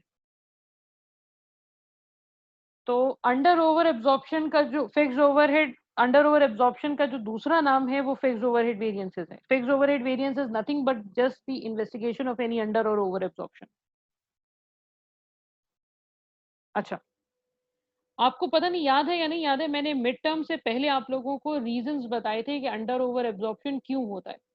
मैंने बताया था कि भाई अगर आपकी एक्टिविटी चेंज होती है तो उसकी वजह से अंडर ओवर होता है, एक एक्सपेंडिचर चेंज होता है तो उसकी वजह से अंडर ओवर होता है। आप वो लेक्चर निकाल के सुनिएगा, आपको समझ में याद आ जाएगा। तो हम जो इतनी इन्वेस्टिगेशन कर रहे हैं हम जो बार बार कह रहे हैं कि भाई under over absorption, sorry, fixed overhead variance is nothing but the investigation of under over absorption. तो ये जो एक्सपेंडिचर वेरिएंस हम निकाल रहे हैं, ये हम वो वाला रीजन इन्वेस्टिगेट कर रहे हैं जिसमें हमने कहा था कि भाई या तो एक्सपेंडिचर डिफरेंट हो सकता है अंडर ओवर की रीजन की वजह के लिए, या फिर वॉल्यूम का मसला आ सकता है। तो प्रोडक्शन अगर चेंज होती है तो भी अंडर ओवर अराइज होगा, और अगर एक्सपेंडिचर चेंज होता है तो भी अंडर ओवर अराइज होगा। बहुत डिटेल में मैंने एक वीडियो में बताया था। तो ये चीज है, इस वजह से हम वॉल्यूम वेरिएंस में कभी भी अगर एक्चुअल प्रोडक्शन ज्यादा होती है बजटेड प्रोडक्शन से, तो इसलिए उसको फेवरेबल कहते हैं, क्योंकि उसकी वजह से होता है ओवर एब्जॉर्प्शन। क्योंकि ज्यादा प्रोडक्शन करोगे तो ज्यादा एब्जॉर्प्शन होगी, कम प्रोडक्शन करोगे तो कम एब्जॉर्प्शन होगी। और इसी वजह से वॉल्यूम वेरिएंस जो है वो सिर्फ एब्जॉर्प्शन कॉस्टिंग में यूज होता है, कैलकुलेट होता है, मार्जिनल में नहीं होता, क्योंकि मार्जिनल में अंडर ओवर आता नहीं है। मार्जिनल में सिर्फ एक्सपेंडिचर वेरिएंस हम कैलकुलेट करते हैं, वो अंडर ओवर की वजह से नहीं करते, वो सिर्फ ये चेक करने के लिए करते हैं कि खर्चा कम हुआ कि ज्यादा हुआ। ठीक है, इस पॉइंट पे मैं अपनी बात को रोक रही हूँ, बिकॉज इससे ज्यादा अभी मैं बता नहीं सकती आप लोगों को, क्योंकि आप लोगों के सरों पे से धुआं निकलना शुरू हो जाएगा इस मैम एक वक्त। सवाल था। बोले बोले बोले, बिल्कुल बोले। I was just waiting for any question. बोले। जब ये एक्चुअल प्रोडक्शन ज्यादा होती है बजटेड प्रोडक्शन से, तो ये हमारे लिए फेवरेबल कैसे होगा? क्योंकि हम जब ज्यादा प्रोडक्शन करें तो ओवरहेड ज्यादा आएंगे। नहीं नहीं नहीं तो नहीं, वो ये तो मसला है। देखो, fixed overheads are not connected with the production ना। whatever your production is, fixed overhead are going to remain same।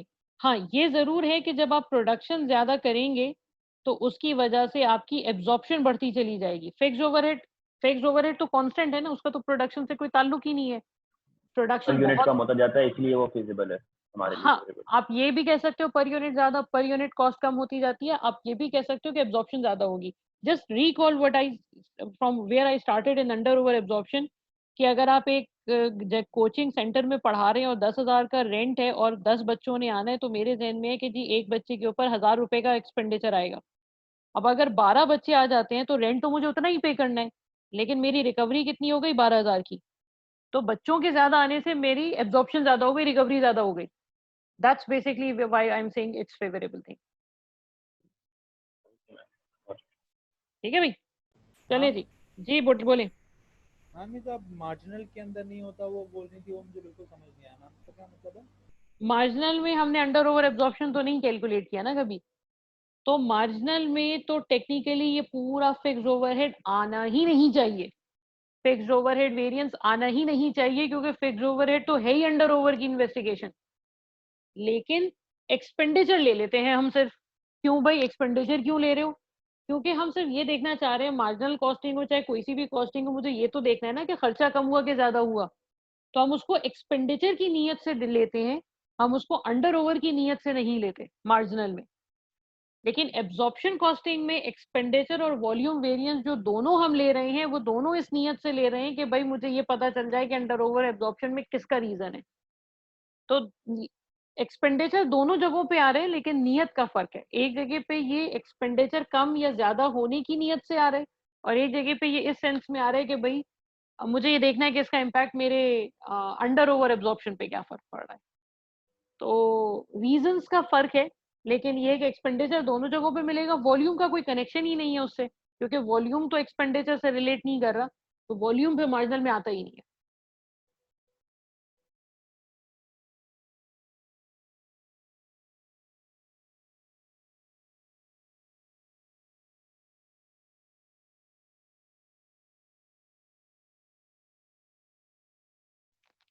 Alright, sorry यार आई गॉट लेट। अच्छा, हम लोगों ने मटेरियल वेरिएंसेस देख लिए, लेबर वेरिएंसेस देख लिए, ओवरहेड वेरिएंसेस देख लिए। Now the last part is basically sales variances. ठीक है। अच्छा, अब सेल्स वेरिएंसेस जो हैं वो भी इम्पोर्टेंट है, और क्या कह सकते हैं आप, क्या कहेंगे, मतलब इम्पोर्टेंट भी है और उसमें एक दो इश्यूज भी है, वो भी हम देख लेंगे। Let's see if we can do that. देखिए, अब अगर मुझे सेल्स वेरिएंसेस कैलकुलेट करने हैं तो उसका तरीका भी बिल्कुल वैसे ही है जैसे नॉर्मल हम वेरिएंसेस निकालते हैं। सेल्स वेरिएंसेस में एक तो आता है सेल्स प्राइस वेरिएंस और एक आता है सेल्स वॉल्यूम वेरिएंस।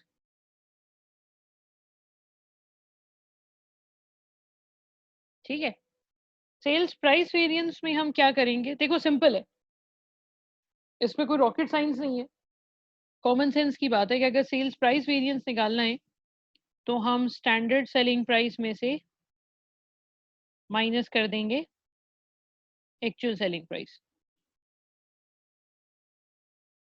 ठीक है, और अगर एक्चुअल सेलिंग प्राइस ज्यादा होगी, अगर एक्चुअल सेलिंग प्राइस ज्यादा होगी तो फेवरेबल होगा, एक्चुअल सेलिंग प्राइस कम होगी तो एडवर्स होगा। यानी सपोज अगर मुझे $100 में कोई चीज बेचनी थी, मैंने उसको $105 का बेचा है, तो that means it's a favourable variance, right. Multiply by what, multiply by पूरे साल में एक यूनिट तो नहीं बेचा ना आपने, उसको हम मल्टीप्लाई कर देते हैं एक्चुअल सेल्स वॉल्यूम से। ठीक है, अच्छा उसी तरीके से सेल्स वॉल्यूम वेरिएंस भी है, लेकिन सेल्स वॉल्यूम वेरिएंस में एक छोटा सा मसला है, वो ये है कि सेल्स वॉल्यूम में दो वेरिएंसेस हम कैलकुलेट करते हैं, सेल्स प्रॉफिट वॉल्यूम वेरिएंस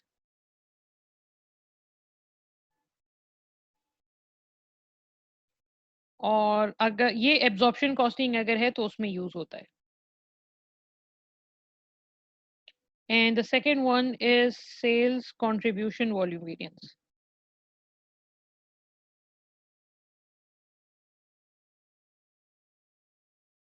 ये अगर कंपनी मार्जिनल कॉस्टिंग यूज करती है तो उसमें यूज होता है। ठीक है, profit volume variance is what, budgeted sales volume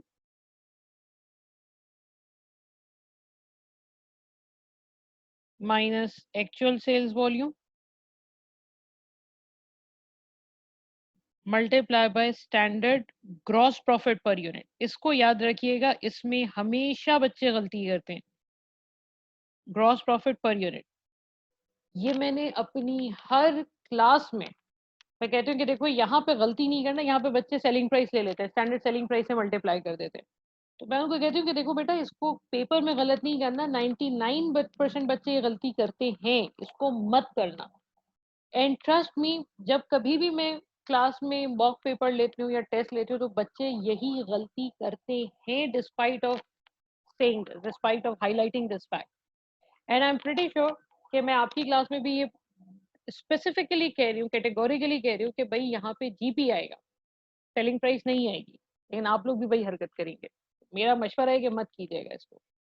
अच्छा, वॉल्यूम वेरिएंस में क्या होता है, वॉल्यूम वेरिएंस में भी यही चीज है कि हम बजटेड सेल्स वॉल्यूम में से माइनस करते हैं एक्चुअल सेल्स वॉल्यूम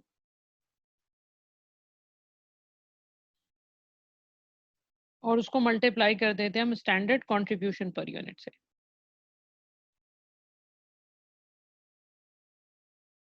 अच्छा, जीपी पर यूनिट के लिए हम क्या करेंगे, जीपी पर यूनिट के लिए हम स्टैंडर्ड सेलिंग प्राइस में से standard manufacturing cost per unit minus करते हैं। मैन्युफैक्चरिंग कॉस्ट पर यूनिट का मतलब direct material, direct labour, direct expense, variable production overhead और फिक्स प्रोडक्शन ओवरहेड, ये सब माइनस होगा। ठीक है, और कंट्रीब्यूशन के लिए फिर हम सेलिंग प्राइस में से वेरिएबल कॉस्ट माइनस करते हैं, स्टैंडर्ड सेलिंग प्राइस में से वेरिएबल कॉस्ट माइनस करते हैं।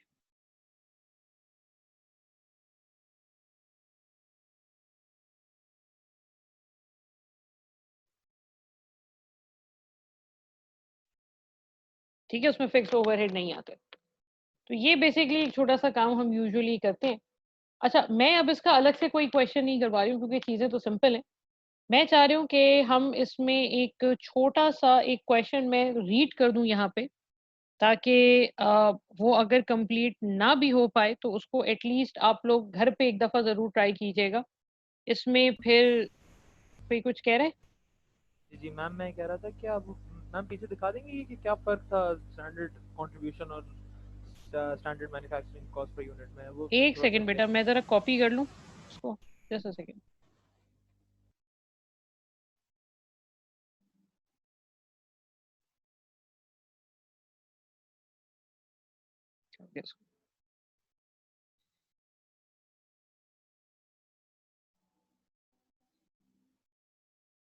एक सेकंड यार, ये कॉपी पेस्ट नहीं हो रहा है।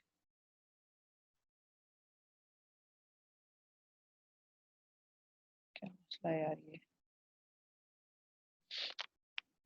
एक सेकंड यार, let me try once again. नहीं होता है तो फिर मैं इसको इसी पे समझाती हूँ, पीडीएफ पे।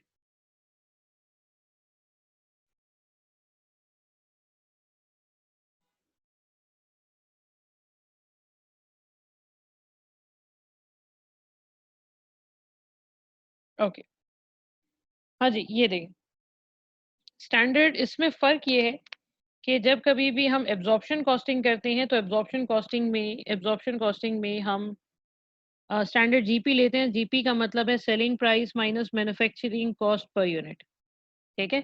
मैंने उसमें फिक्स्ड ओवरहेड भी आते हैं, इसमें फिक्स्ड ओवरहेड भी आते हैं। और जब कंट्रीब्यूशन निकालते हैं उसमें सेलिंग प्राइस में से वेरिएबल कॉस्ट माइनस करते हैं, उसमें फिक्स्ड ओवरहेड नहीं आते, ठीक है। अच्छा ओके अच्छा, अब ये क्वेश्चन ऐसी बात है, हमारे पास करने का तो अब टाइम नहीं बचा, क्योंकि हमारे पास 10 मिनट हैं और 10 मिनट में ये पूरा क्वेश्चन तो नहीं हो सकता, लेकिन मैं ये क्वेश्चन पढ़ रही हूँ।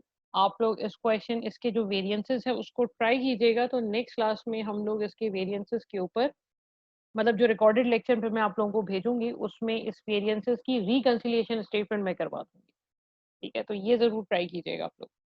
अच्छा, वुडीजर लिमिटेड में, अच्छा ये एक बड़ा सिंपल सा सवाल है जिसमें उसने कहा है कि जी प्रिपेयर, ये रिक्वायरमेंट इंपॉर्टेंट है। उसने कहा prepare an operating statement for November 2002, this should show all operating variances, right, and should reconcile budgeted and actual profit for Woodeezer. तो आपको एक्चुअल और बजटेड प्रॉफिट को भी रिकंसाइल करना है, यानी इसका मतलब ये है कि हमें पहले वेरिएंसेस कैलकुलेट करने हैं और उसके बाद हम बजटेड प्रॉफिट में से एक्चुअल प्रॉफिट को रिकंसाइल करेंगे, क्योंकि हमने यही पढ़ा था स्टार्टिंग में कि जी variances is nothing but the investigation of the difference between budgeted profit and the actual profit. तो वो हमें करना है, लेकिन उसके लिए हमें वेरिएंसेस कैलकुलेट करने हैं। तो let's see what we can do here. Woodeezer limited make quality wooden benches, right. Quality wooden benches का मतलब इसमें इंपॉर्टेंट चीज जो है वो क्वालिटी है, क्योंकि हम क्वालिटी वाली प्रोडक्ट बना रहे हैं for both indoor and outdoor use. Result have been disappointing in recent year and new managing director Mr. Peter Beach was appointed to raise production volume. हमने एक नए बंदे को बुलाया कि यार चलो ठीक है, अगर वो प्रोडक्शन बढ़ा सकता है तो बढ़ा दे। After initial assessment, Mr. Peter Beach considered that budgets had been set at levels which made it easy for employees to achieve. क्योंकि budgets usually हम कहते हैं कि थोड़े से challenging होने चाहिए। He argued that employees would be better motivated by setting budgets which challenge them more in terms of higher expected output. Other than changing the overall budgeted output, Mr. Peter Beach has not yet altered any part of the standard cost card. The budgeted output and sales for November was 4,000. ये budgeted है, ठीक है, ये budgeted production and sales है, right? And the standard cost card was given below. अच्छा, standard cost card का मतलब क्या है? Standard cost card का मतलब है कि हम एक जगह पे पूरी standard cost कैलकुलेट करते हैं प्रोडक्ट की, यानी मटेरियल के 25 किलोग्राम लगेंगे, 1 किलोग्राम की प्राइस 3.2 है, तो मटेरियल की जो कॉस्ट पर यूनिट होगी वो 80 होगी। इसमें ये आपका स्टैंडर्ड यूजेज है, ये आपकी स्टैंडर्ड प्राइस है और ये आपकी स्टैंडर्ड कॉस्ट है। Same case with labour hours दिए हुए, वेज रेट दिया हुआ है, वेरिएबल ओवरहेड के आवर्स दिए हुए हैं, उसका रेट दिया हुआ है, फिक्स्ड ओवरहेड के आवर्स दिए हुए हैं, उसका भी रेट उसने दिया हुआ है। तो ये दोनों चीजें उसने करके दी है। ये जो 192 है इसको हम कहेंगे कि ये मेरी standard manufacturing cost per unit है।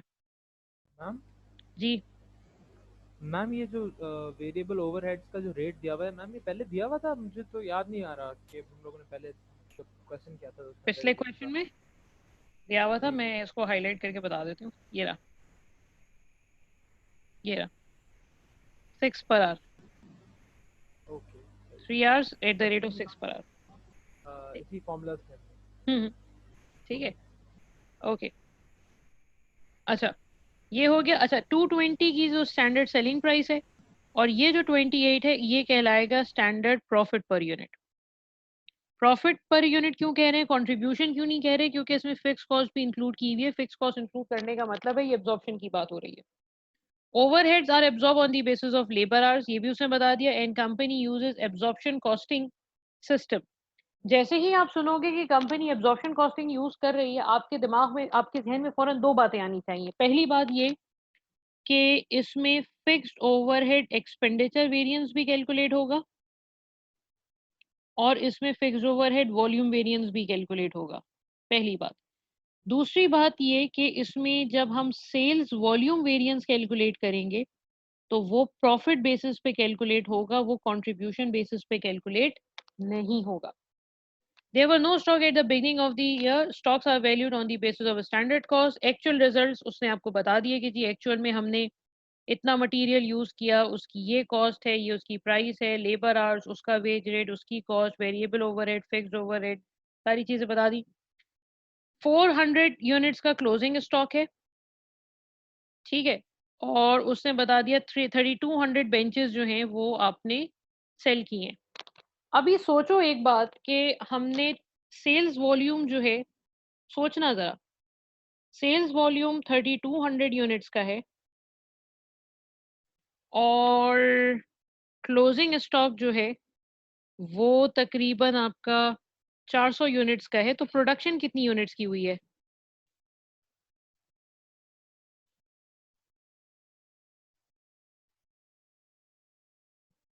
या तो 2800 होगा या 3600 होगा।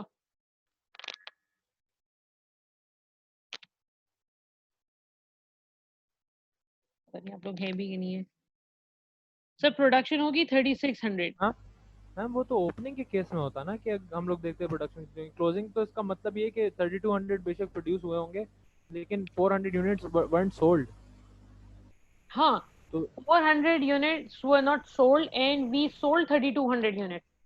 Opening stock is not there.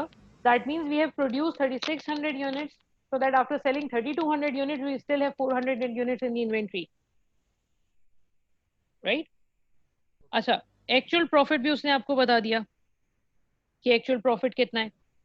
फिर उसने कहा the average monthly production and sales for November prior to November 2002, ये नवंबर 2002 से पहले की बात हो रही है, हैड बीन 3400 यूनिट्स। इस साल का कितना है? इस साल के नवंबर का कितना है? There was something written here, या इस साल नवंबर का जो बजट है वो 4000 बेंचेस का है, लेकिन बिफोर नवंबर कितना था? 3400 यूनिट्स का था। And budget had been set previously at this level. very few operating variances has historically been generated by the standard cost card use. Mr. Beach has made some significant changes to the operations of the company. However, the other directors are now concerned that he has been too ambitious in raising the production target. Mr. Beach has also changed supplier of raw material to improve the quality. ठीक है, हमने सोचा production बढ़ानी है तो supplier change कर देते हैं। सप्लायर चेंज करने से अगर हम अच्छी क्वालिटी का मटेरियल लेंगे तो जाहिर सी बात है मेरी प्रोडक्शन अच्छी होगी। Increase selling prices and began to introduce less skilled labor and significantly reduce fixed overhead. ये कुछ बातें हुई हैं, इसके बारे में हम बाद में बात कर लेंगे। The finance director suggested that an absorption costing system is misleading and that a marginal costing system should be considered at some stage in future to guide the decision making. ये अभी की बात नहीं है, ये बात दूसरी कभी देखेंगे। तो अभी ये क्वेश्चन तो हमने डिस्कस कर लिया है, इसका जो मैं रिकॉर्डेड लेक्चर आपको भेजूंगी, बिकॉज मैं ये चाह रही थी कि बजाय इसके कि हम ईद बाद क्लास करें एक, क्योंकि मंडे को क्लास हमारी, ट्यूसडे को क्लास होगी अब नेक्स्ट, तो वो बहुत देर हो जाएगी। ट्यूसडे का मतलब है कि ट्यूसडे को हो जाएगी तकरीबन 4th हो जाएगी। तो मैं ये चाह रही थी कि वेरिएंसेस का जो रिमेनिंग पार्ट है, इसकी एक तो रीजनिंग है और एक इसका रिकंसिलिएशन स्टेटमेंट है, उसकी रिकॉर्डिंग करके वो मैं आप लोगों को भेज दूं। मैं उसका टाइम बता दूंगी आप लोगों को, कल होगा मोस्ट प्रोबेबली। तो अगर आप लोगों में से, क्योंकि कल वैसे तो आईबीए में ऑफिशियली छुट्टी है, लेकिन जिस टाइम पे मैं रिकॉर्डिंग कर रही होंगी तो उस टाइम पे मैं आप लोगों को मैसेज कर दूंगी कि भाई इस टाइम पे मैं रिकॉर्डिंग करूंगी। So if anyone wants to come and join the session in order to ask any question, he और शी मे ज्वाइन। राइट। तो ये क्वेश्चन अभी करवाना मेरे लिए पॉसिबल नहीं है, क्योंकि 5 मिनट में 12-13 वेरिएंसेस कैलकुलेट करके उसकी रिकंसिलिएशन नहीं कर सकते हम रजनीकांत तो है नहीं।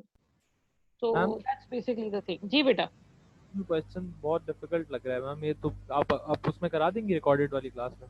हाँ हाँ, ये तो कराऊंगी मैं, ऐसे बीच मंझधार में तो नहीं छोड़ूंगी ना आप लोगों में। ठीक ओके है। मैम, एक और चीज़ आपसे पूछनी थी कि अब यहाँ पर स्टैंडर्ड प्रॉफिट आपको सिर्फ गिवन है, यहाँ पर ग्रॉस प्रॉफिट यही होगा जो स्टैंडर्ड?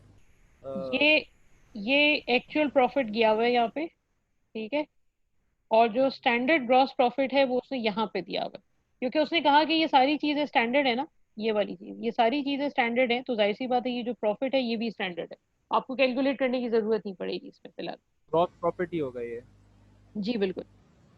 अच्छा, एक और चीज़ मैम, वो मुझे वो मैं नोट नहीं कर पाया था, आपने जो बताया था ना स्टैंडर्ड कंट्रीब्यूशन, वो मुझे समझ नहीं आया था। फिर भी स्टैंडर्ड कंट्रीब्यूशन ये रहा, selling price minus variable cost per unit. Variable cost का, हाँ वेरिएबल कॉस्ट का मतलब है उसमें मटेरियल आएगा, लेबर आएगा, एक्सपेंस आएगा, और वेरिएबल फिक्स ओवरहेड आएगा, फिक्स नहीं आएगा। सिर्फ फिक्स नहीं आएगा? नहीं आएगा, बाकी सब आ जाएगा। ठीक है।